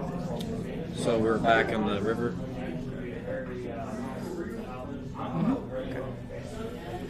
All right, so the next day, Azon begins to tell you more stories of the history of Mesra. He tells you, or he asks you, first off, he says, how many of you are familiar with the story I've told you so far? As much as you've told us. So you know nothing of Ras Nisi. Who is that? Excuse me? He kind of smiles, and at that moment, he's got the kind of smug look of a local, like, oh, you guys don't know anything, type thing. He tells you the story of Ras Nisi. Ras Nisi was one of the 7 Bare of the city. And he was the Bare who was designated as the protector of the city. Tau gave each Bare their own unique powers and their unique role within the organization. Ras Nisi's role was the protector of the city. Tau's gift to him was the ability to animate the dead. So anytime someone or something dies, Ras Nisi was able to bring it back to life to protect Mesra. And at some point, they're, during the whole Tau leaving, going to the tower and shutting himself up and then eventually leaving, which they don't know when that happened. They got the tower open eventually, and they found he was not in there. He was gone. So he left somehow, somewhere. At some point during that, the populace experienced kind of a bit of a civil war. There was a lot of unrest. You had the people who were fearful that Tau abandoned them, and they realized, hey, we can screw it up and really piss off our god. And then you had the other people who was like, he'll be back, who cares, let's keep making money. So you kind of 2 factions in the city. And Ras Nisi, he kind of sided with one group and swore vengeance on the other. And let's see here. Always. So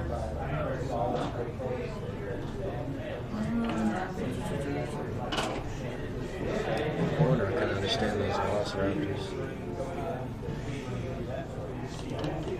Ras Nisi made a big mistake.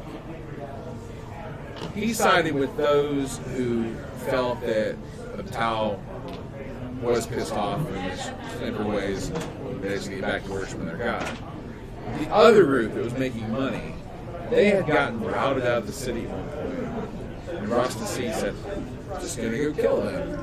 They're all heretics anyway. And he did. He wiped the entire group out. And reanimated and brought them back to the city as guardians. So everyone in the city is just like, oh my god, really? Like, what? You killed them all? And he did. And you brought them back? And he did. And the rest of the people in the city were just shocked at this to the point that the Bare said, we have to do something about this. You just basically committed a big crime. Ras Nisi he was banished from the city. Not only was he banished, the other 6 Bare marked him, and on his forehead they put a blue triangle, and they sent him to the jungle and said, never come back. You were excommunicated, you're banished, out of here, done. Ras Nisi was apparently very shocked and surprised at this because he thought he was being loyal to his god, and he just got kicked out of the religious organization. So the only thing he knew how to do was raise the dead. And somehow he still had that power. So in the jungle, he began to raise the dead of everything he could find. Humanoids, dinosaurs, monsters, everything. And all of the undead that he rose, he marked with his symbol. So that people knew, for whatever reason, that this was his creation. And he formed a massive army of undead. And what he did, what's that? No. Good question. He did not. What he did was, the story has it, he felt that Uptal still had him in his favor because he still had the power to raise undead. And he thought, I'm going to make this massive army, and I'm going to go liberate the city from the corrupt Bare when Uptal returns, and I'll be the savior. I'm the only guy who's still loyal to the god. That's why I have this power still, even though I've been excommunicated by the Bare. And I'm just gonna make this massive army. And when our god comes back, I'll go in and kick some ass. And he'll think I'm the favorite son, and give me all kinds of really cool stuff. Yeah, big time. Roston C finally got his chance. And what happened was there was some outsider, no one knows who, was able to penetrate. Oh, but did I mention that the Bare actually put a magical seal around the city when they kicked Roston C out? I remember something like that. So this outside group, which lost in time who it is, penetrated through it and broke into the city. And Roston C had been watching and had his army watching, and they communicated back to him and said, hey, somebody broke through it. And whoever this person was had led a tribe of goblins that they had somehow gained their allegiance, and they broke into the city, which, there was no way this group was going to do anything to the city. It's like a tribe of goblins and some outsiders. But then Roston C came behind him, and the Bare had kind of like said, whatever, it's just a bunch of goblins, right? And then all of a sudden there's this massive undead army. Well, after the attack and in the midst of it, the other Bare said that we're going to, lift the barrier. We won't even keep it open. Roston C, you still can't come in, but everybody else can. And Roston C was kind of like, okay, you're kind of getting back in again with our God. You kind of not shut yourself off from the world, and they made a deal where they still wouldn't let Roston C in the city, but the city was no longer sealed, and the world could come back into Mesro and maybe get back to where it was, and become a hub of worship for Tao. The only thing he'll tell you past that he remembers is Roston C went back to the jungle, and he built a moving palace that's rumored to be on the back of 12 giant tortoise animated skeletons that carry it through the jungle. A massive palace on the back of these undead tortoises. And maybe he's not sure whether Roston C was okay with this, or he was once again going to go attack the city and make sure they're doing the right thing. So Russ is just basically traveling around. They started this, and they don't have any clue as to where he's been going. No one knows where he is, what his motives are, what he's doing. There's tons of rumors about him. Some people say that he's now feeling like he can protect all of Chult.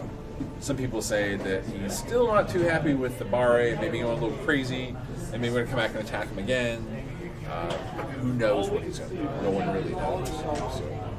So that's the story he tells you throughout the day. And once again, you find a place to rest at night on the shores of the river. He's on setting up camp again. He's a little more cautious this time. I need someone to roll in 20. One person. I need someone to roll percentile dice. I know where this is going. Here, I got it. Okay. 75.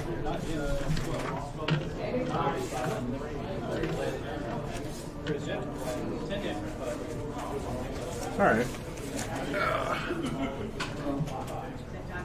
Bear with me. I've let my papers get all out of order here, so I'm just going to use the PDF. 75? Yeah. Yeah, All right, so you guys are setting up camp for the evening. Any questions or anything you want to do? I mean, eating, I'm assuming. Why did I need to roll it? You said questions. He's not going to tell you. In character. Dice. What is this dice? She could use flag and a veil. Yeah. Can I use entangle? Is it how long? Hold on. Let me see. Entangle? I think it's 10 by 20. It doesn't last that long. It doesn't last too long. Okay. Not to where it's at. It's about a minute. It's best to use in That's what I was figured. I just wanted to know if I could use it to kind of like guard us. I guess not. you know, use weapon attack for it too. Well, do we have anything? We're camping for the night right now? Or have we camped and woke up the next morning?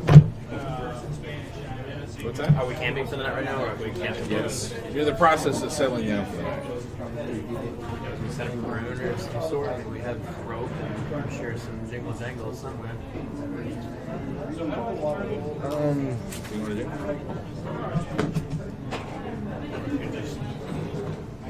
Does anybody have anything we could use to set up? Little sound? Like, No, we can tie up a rope and tie a wizard right there, and if it moves, all back and forth like that. Let's set up. Perfume and soap. do mess kits come with forks and knives? And whatnot? You got a good I perception. would say they come with something. Would they be metallic? No. Wood. That's what I'm wondering. I'd say wood. I guess so, yeah. Why is that? What do you want Well, to do? if they were metallic, we could tie up the utensils as a makeshift, like tie it to string, and then when something walks on the string, the metal would clink against each other. Most people would. I was just curious. Have someone on watch. So I said, yeah, I'll take watch.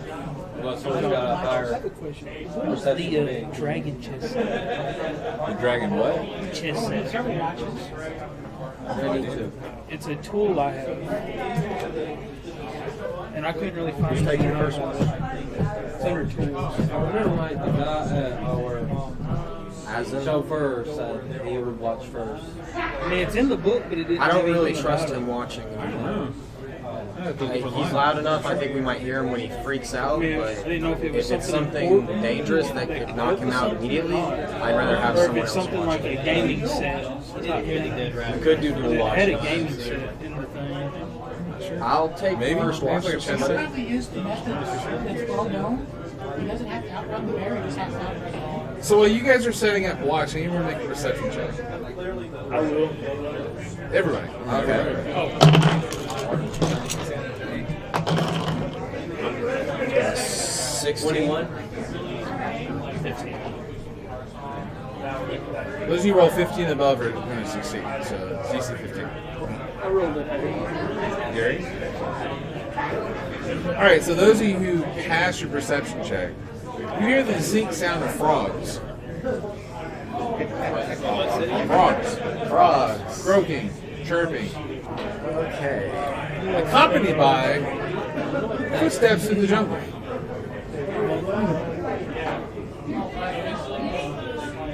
Azon hears this as well. I want to ask him real quick, like, what is that?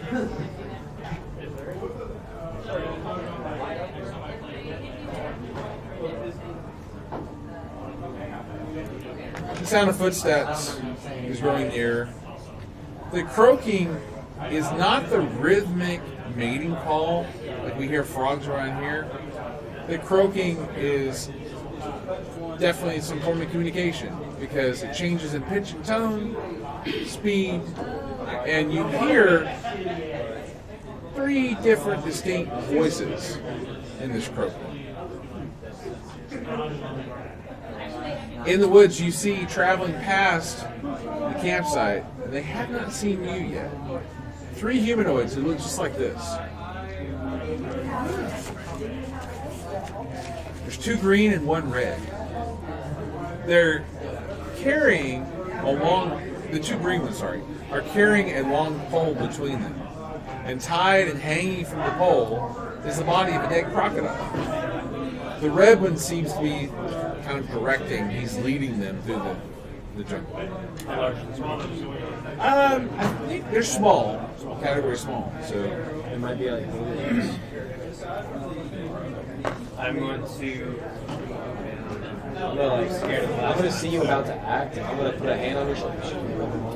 Well, I was going to be diplomatic about things. I wasn't going to attack him, but your defenses. Yeah. Well, I mean, the whole force resonated the time before. Yeah, I know. Also thinking maybe be a better guy through this jungle than you guys want more chocolate from Kara? She got a whole bag of it. Would you guys like some? Yes? No? Come on. Sure. Let's make blood Since with you, Crocodile, all that crocodile or humanoid crocodile. It's bigger crocodile. I'm thinking that I it's say we just duck down and let it go by.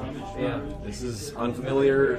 Every day in this is danger. None of us, I understand what you mean by communicating, but I don't think any of us. The guy told us to be quiet. Like right now, kind of whispering. the guide said the rest of Hey, it. he was just Yeah, like, he nah, I completely agree. If And- that passes by, that's fine. we had frogs Because back. here's what's going to happen. We're going to kill like one of them, but that red one is going to get away. And like that, so, Not even that, but they're bright colored. yeah. So they're poisonous. They are poisonous. Well, yeah, I don't know what they are. They're so elegant. We can use that as a show. Yeah. Huh? Well, no, I'll roll for it when he gets over here to figure it out. But I'm a druid, and I'm sure there were frogs back from where we came from that are bright colored and Well, poisonous. if you could kill one, you might be able to siphon the poison. See, I also kind of want to do that for my blow dart. You don't want to Who do wants like one? Put that? that idea in somebody's head. I want one crunch. I want to bark a finger. Yeah. Could I roll to see if I can just tell that they're poisonous or not? You don't want me to From do the like bright that? colors, or should I know that? Have you ever encountered these things before? Well, I assume there are frogs back in Contact poison. where we came from. Unless your character has got a reason that they would know that a colored frog has a chance to be poisonous, I wanted to shoot at Nick and how you used to roll. I would say no. Can you roll this? No.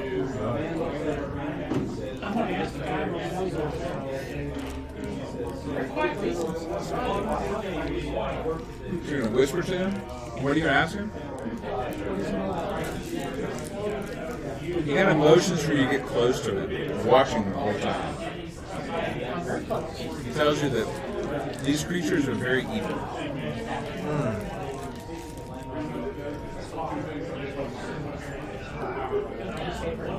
The red one is a leader, and there's more than likely more somewhere nearby. He says they're called grungs. Grungs. We have one on the sleep already for the day, haven't we? Or we just set up camp? We're at the end of a new day. End of a new day. So are we just gonna wait for them to pass? He also tells you they're very territorial, so we're on their territory. Get out of here. And even though they're much smaller, they feel they're superior to everything. We got a bunch of Napoleon syndrome people here, They are Nick. and I'm gonna say it. We might be able to evade them right now, but I feel like if we stay camped in their territory, they're eventually gonna find us. Huh? Yeah. So let's go ahead and set up camp and just keep I don't think we need to set up camp per se. At least we might set up a very bare bones camp so we can just pick up and go. Yeah, that's what I was going to say. I mean, just do the least amount of stuff as possible. Maybe not even a fire to let them know. I wouldn't. If they're territorial, I wouldn't want to fire attack. Oh no, this is like a probably area, right? I mean, They're warm enough. You're deep in the jungle.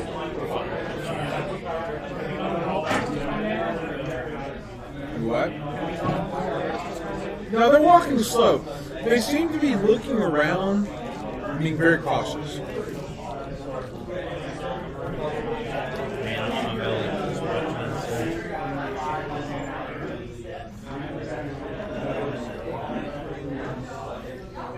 So, what are you guys gonna do? I think we're just waiting for them to pass. Me and Stealthy in the underbrush. You see the creatures go by, looking but not seeing you, and for some reason they're looking out for something else. It's like they're being cautious and like they're going to get ambushed.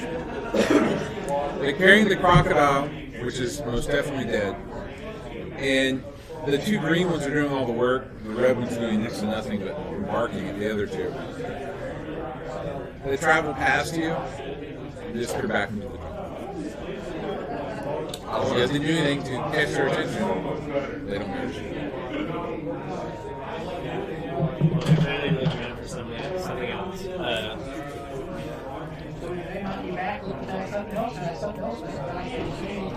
They looked kind of scared. Did we pick that up? Was that they were afraid of being attacked? No. I say, let's just set up camp. Have one person keep watch. Be rotating shifts.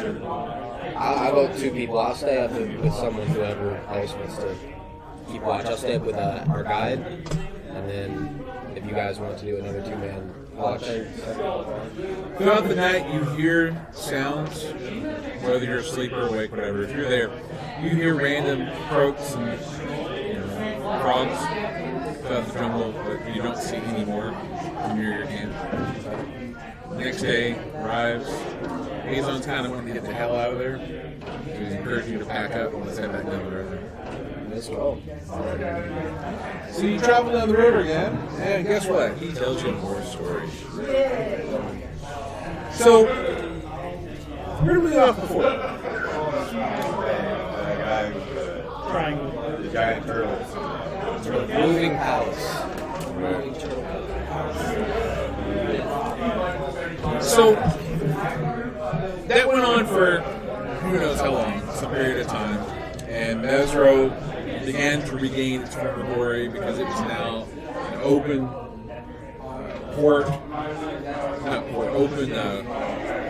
place for pilgrimage. People would start coming back looking for Tao. It wasn't quite as busy as it used to be because people knew that Tao was no longer the city, but they still felt that if he came back, this is where he was going to come back. Who knows how true that was. Then guess what happened? We get attacked. No, in the story. The spell stuff happened. Yeah, the spell plague. So the spell plague hit, and the first thing the spell plague did was it's just completely destroyed / sundered the connection that the Chol Peninsula had to Toro. Chol was a peninsula. I don't think I said that earlier. But it just completely severed it, and Chol became an island.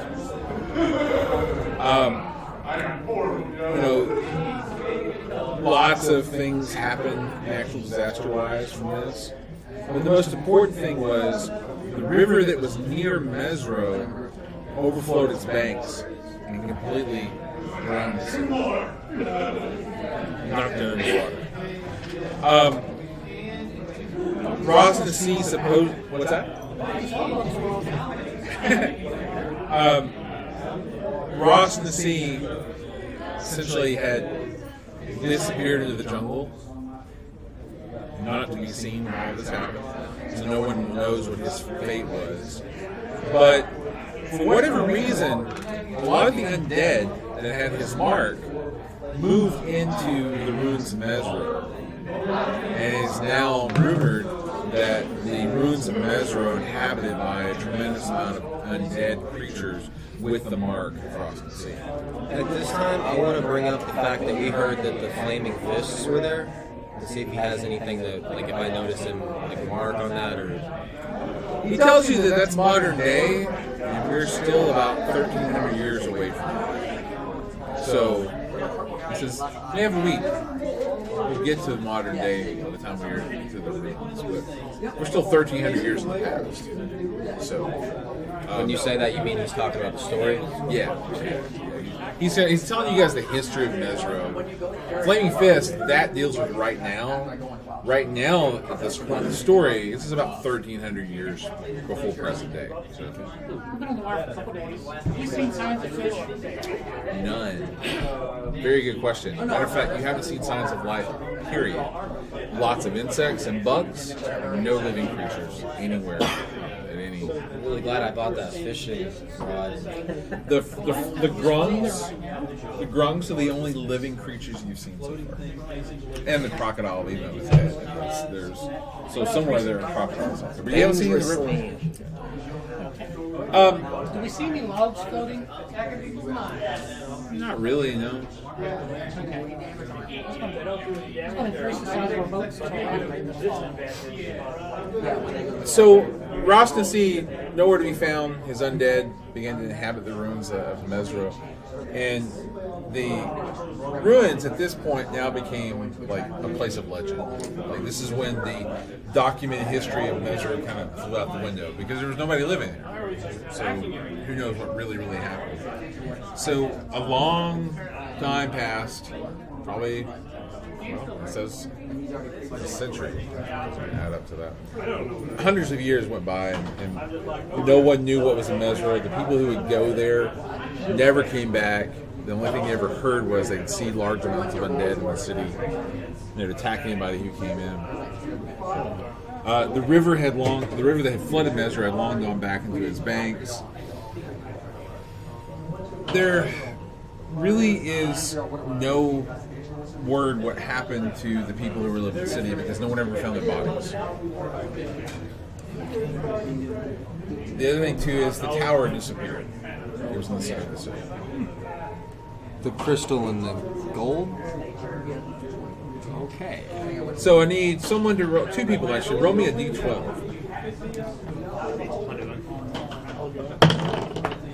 11. Azon tells you that he's heard that the Harpers are one of the groups that have gone in to investigate the city, and supposedly they have a secret safe house in what was previously Mesro's residential quarter. And if you can find this, you're able to rest there without fear of the undead. They're a faction.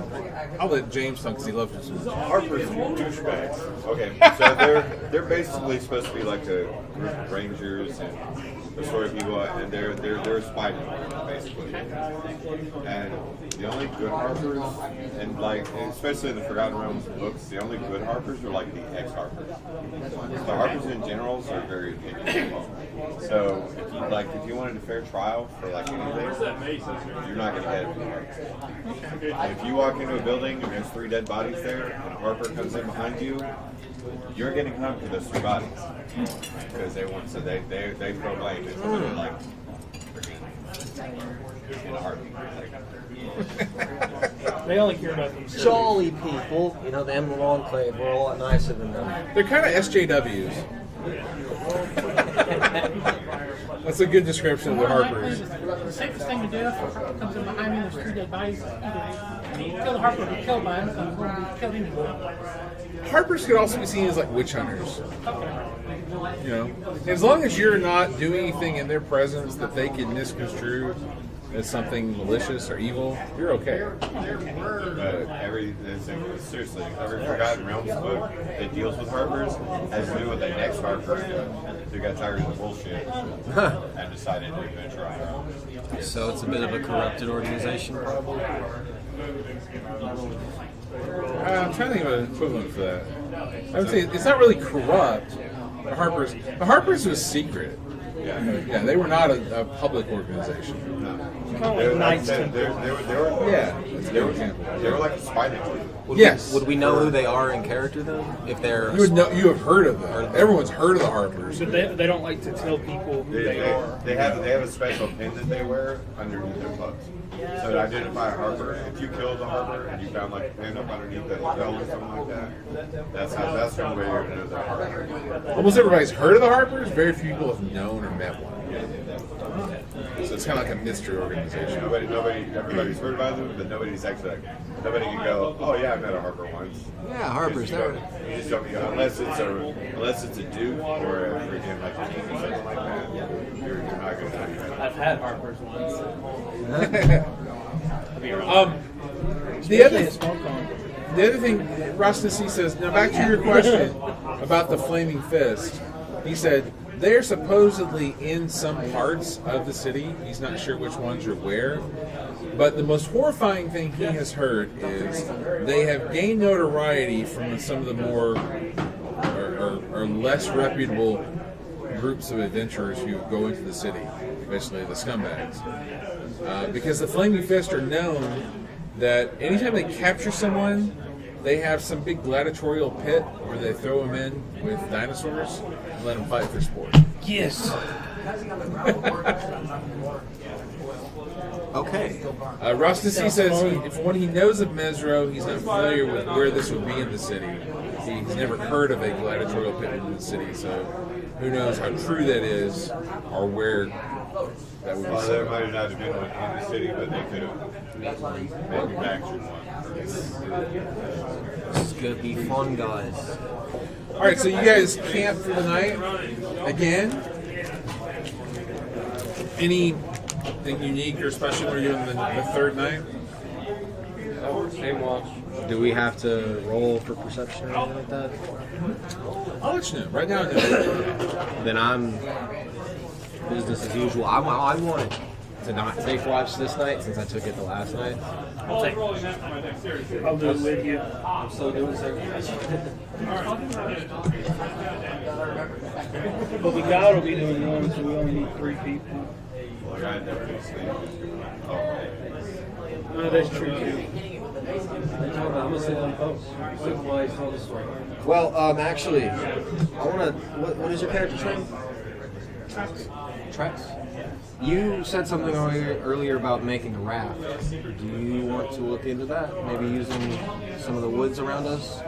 Yeah, we can do that. One, it'll take all night. 2, it's just, it's for right now, it's wasting time. If we lose canoe, I'll be more than happy to invest and help build the raft. Well, if we build the raft, there's around in between the canoes. There's absolutely nothing in the water, but maybe the crocodile we saw. Well, after then we won't have to cross the shore to us. We could camp on the How river. wide is the river, by the way?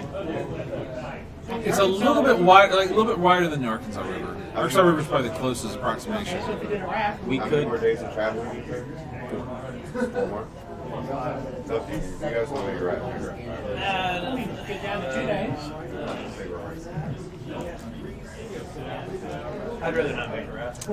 3 out of the 6 have already sent more, so 4. So. All right, then I'm just gonna. I honestly think cutting down trees at this point just make noise. That's what I was going to. Instead of doing that, could I try and find some edible-looking plants and see if I could figure out whether or not? You can make a nature check to see if you can find one. Okay. If we got 30, this is easy life. Great. So let's do this before the rest of the 11. comes back. Johnson, my flaw is very interesting. Yeah. I'm not going to eat anything I find. You find lots of plants that you have no idea if they're poisonous or not. I'm not going to know clue what this is. I'm good for the night. All right, so as you folks settle down for the night, who's gonna take the first watch? I'll take the first one. I'll do it watch the So, like during your watch, you don't need a perception check for this. You hear the sounds of something walking through the jungle. When I say walking, I mean it's more like a slow, erratic pace. There's no like voices. Kind of like a running kind of through. I mean, not really running, but Instead of like, it may be like, more erratic. Whoever's on watch, whoever's on first watch. Here's.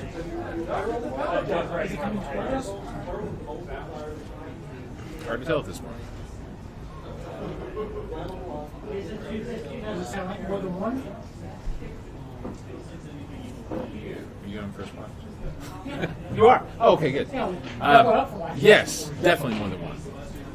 We start by waking up people. Okay. What's going on? Approaching. Well, we don't know if it's people. Something's approaching. There's something approaching. But we get nudged awake, we hear it too. Do you guys know the situation? Do we know if they're heading towards us? We don't know for sure yet. Where did you hear it coming from? It's in the jungle. So all around us? Yeah. Okay, I vote for like. You wake him up? Okay.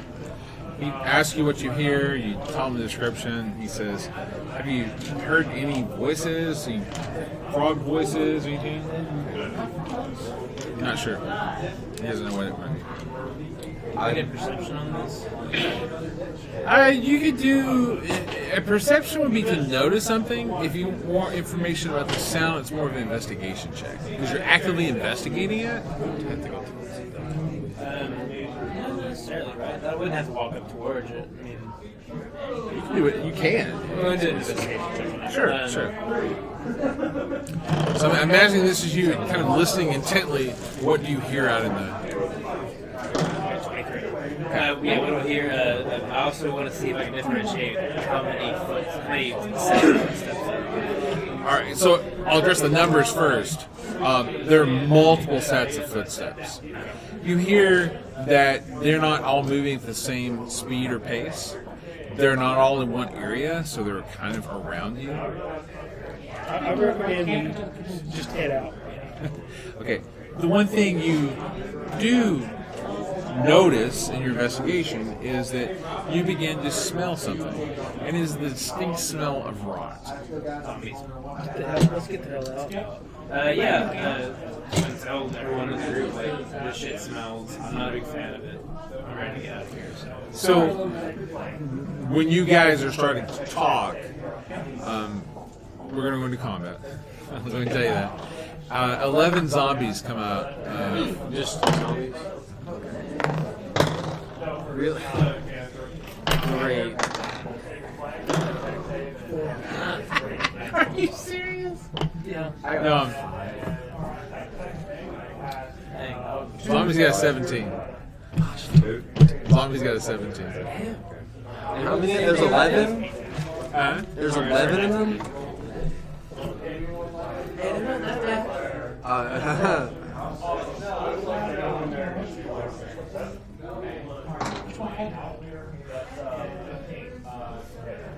What are we doing, guys?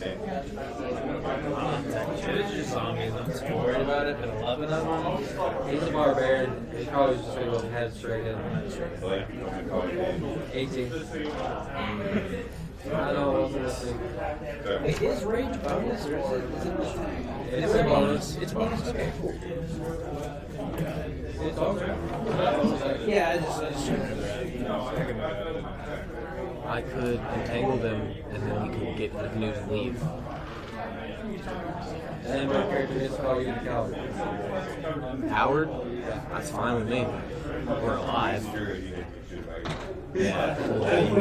Oh, that's great. ready to go? Alright, I'm gonna roll into a rage. Do And, reverse damage on undead. It did in previous editions. I don't think it is in fifth. Okay. I think they're just. I know they're vulnerable to radiant. In previous edition D&D, you could cast Cure Light Wounds on a zombie and actually damage it. Yeah, they don't have bonus. Gotcha. I think it was second edition. I remember hearing someone talk about it before, so that's why I asked. Are undead weak to fire? zombies. They have no extra weakness. They don't. Wow. I thought they at least vulnerable to radiant damage. I think maybe there's radiant effects that do extra damage to the undead. There are. But it's not inherent in the undead themselves. So, wow, they have no. Okay, so who goes first? He's going off. Go ahead and fly into a rage. Okay. 11. Does yeah? Do I have the advantage? Since I investigated, do I have the advantage on? Like, what do you mean advantage? I mean, I heard them coming. Do I get any bonuses for like maybe like a Sneak attack. sneak attack kind of thing? I mean, no. Does 14 hit? Rage gives you attack advantage, doesn't it? Yeah, it gives you it gives you attack advantage. Well, it gives you a Damage. damage. And when you get burned, you get back twice. If you choose to. I always choose. This new fifth, the frenzy in fifth that's kind of cool. Although I miss cleave. Anyway. Oh, 12, 15, 16, 17, 18 on that one. Wow. Yeah. You severed. He's close. You severed a limb, maybe two. That's some serious damage. Alright. Well, I'm going to go into that same area and start attacking. Yeah, and movement-wise, we're gonna say like 10 foot away because they're scattered out. So You said right here. I'm saying like there's a general 10 foot to hit anything. So. Alright, I'm going to cast Green Flame Blade. If there's any zombies around. What on either side of the one hit? 21 hit. Oh yeah.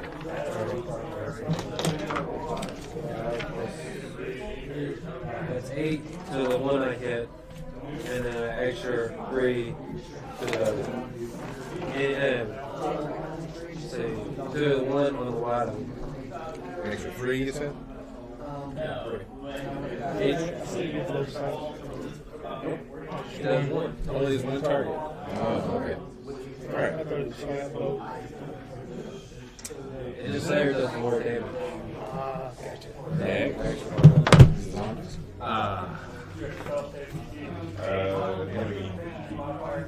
So the zombies. Alright, so I'm gonna roll attack against Wes. I have 2 of them hit Wes. I'm not close to disadvantage on one of them. I have protection. Well, they're gonna hit you too, so. I know, but it doesn't work for me. Alright, so 11 disadvantage puts it at 8 plus 3 is 11. Alright, here's the second one. That's 6. Alright, so then that's 2. 2 are gonna hit Blake. 13 and 19. That one is. 6 points of damage.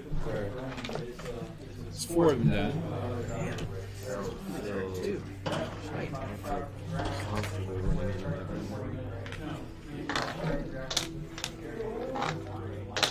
Okay, so 2, 2, 2, 1. 2 on Alex, 7 and 9. 2 on James, 18 and 6. 7 points of damage.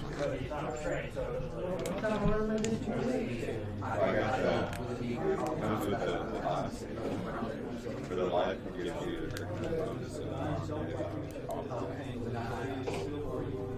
He gets 7 points of damage. James, Gary, 18 and 4. 2 points of damage. And 1 on 22. That hit.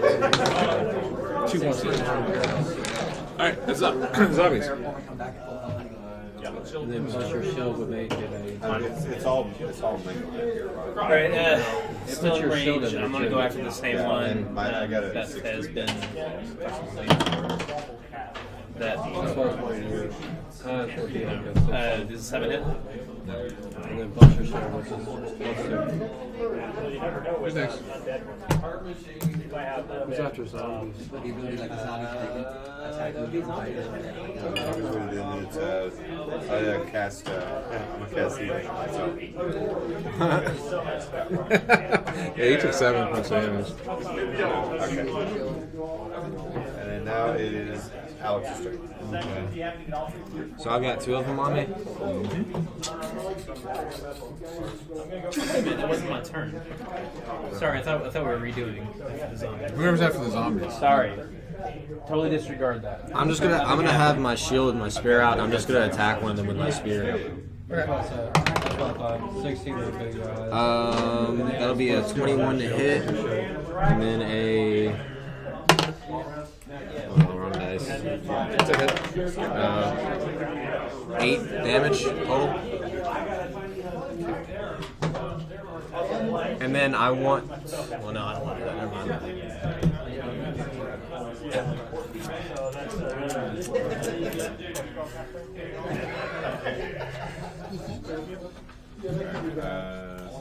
Blake is next. Are you done? One at a time. Where's your roll? 6? Straight 6? No, a 1 plus 5.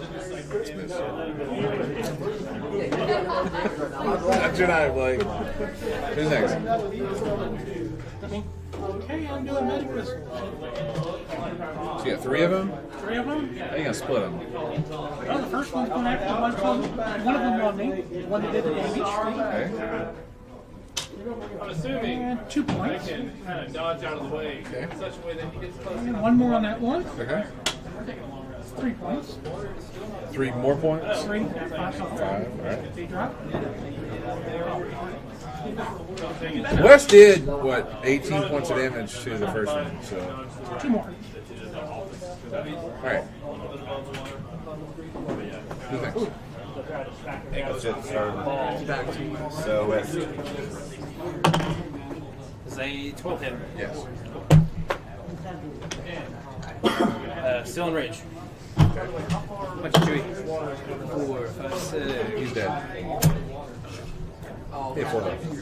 Daniel. Alright. How many's down? Wait, sorry, before we do that. How many's just 1's down right now? Oh, 2's down right now. No, 1's down. I mean, we're in front of me. No, I'm always having. Everyone has 2 in front of them except for Blake. This Blake. That's what I said, I'm always having. Well, and West now. I stream Wes. And yeah, I'm gonna use. Yeah, I'm gonna use my green flame blade again. Where I feel stable to attack. I missed. What'd you roll? 10. It's a hit. It's a hit.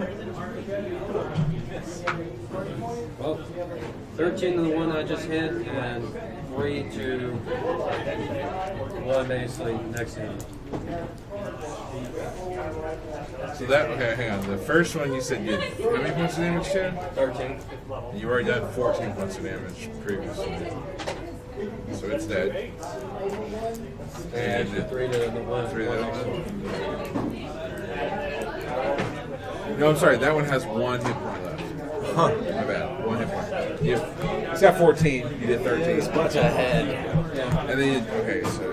Alright, got it. Thanks. I think it's the enemy's turn. Is the enemy's turn? Alright. So the one on Wes. 19. 7 points of damage. 2 on Alex. 17 and 12. The sorcerer's tank. One of them hits. 5 points of damage. James, 10 and 6. Gary, 19 and 5. 4 points of damage. I'm 0. Oh wow, Gary's down. Blake, 20 and 20. Okay. One low dice. Wow. 4 points of damage. 2 hit points of damage. Man. And then this. Dang. That was amazing. Right as you said it, too. I'm down 1 to 5. I'm Like at Gary 4. at 0, you at 5, you at 4. You have 7, taking a beating. Huh? Yeah. Who's the last in initiative order, by the way? That would be Gary. Okay. Now it is. I'm going to. Oh no, Blake. I'm sorry. He's saying who's the last. Oh, That's my turn. I'm gonna. Yeah. Never mind. Go ahead. Moving on. okay. Blake. Yes. I'm on attack. 22. Oh yeah. 23, I mean. Oh yeah. 6 damage. No, he said all go still, so it's 10. My turn. Yes. I'm just gonna attack the one I have been attacking with my spear. 12. It's gonna take 5 damage.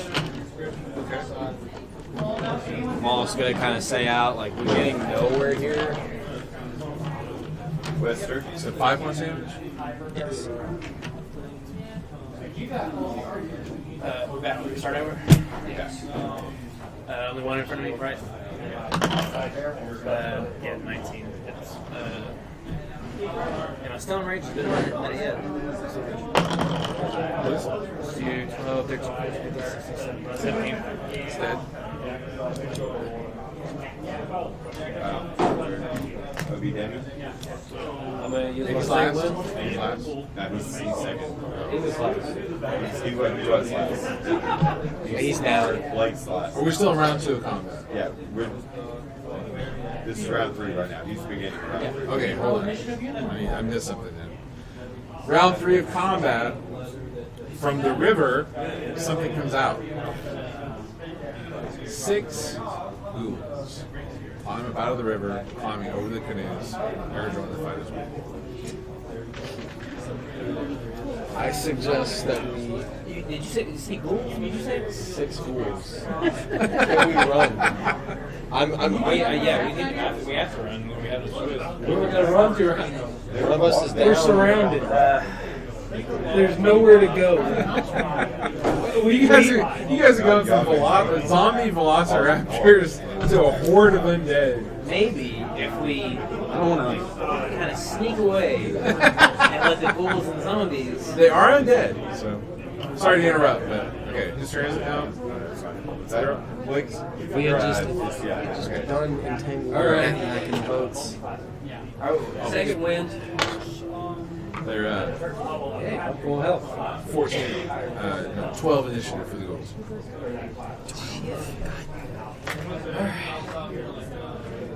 Who's next? Yeah, what's the next person? It's the zombie's turn. Is the zombie's turn? Yeah, actually, after he's done, then it's zombie's turn. Okay. So the zombies are going to attack the same target.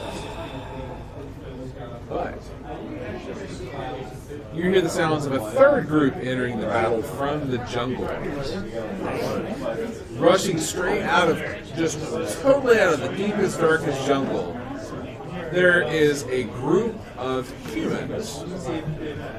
I want everyone to roll a history check. Because they're all wearing a symbol. Let's see who recognizes it. It's a DC 15 history check. 20. 13. 13. Gary? He's out. Alright, so you passed it, and what'd you get? 19. It's the Flaming Fist. Come out of the jungle, and it's like almost 9 o'clock, so we'll wrap it up real quick. Combat stops because the Flaming Fists destroy all the undead. There's 25 Flaming Fists coming out of the jungle. They're very well equipped. Very well equipped. They easily dispatch the zombies. All 9 zombies remaining. Yeah, 9 zombies remaining, and the 6 ghouls are also in the river. And literally, you guys just stand back and watch the carnage. The Flaming Fists completely destroy. I'm going to yield him while they're One thing about the undead. I'm sorry.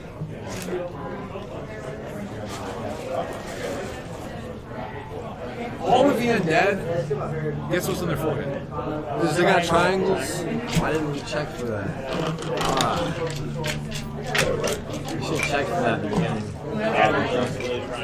At the end of the battle, after all the undead, a female, fully armored, head to toe plate female steps forward, introduces herself as Sergeant Bess Calvert, and says she's the leader of the Flaming Fist expedition, and she's heard that you have been sent to find Ezra. I immediately fall in love. All right. That's kind of my character's thing. Someone's got to take Nick's place. All right, we'll stop there.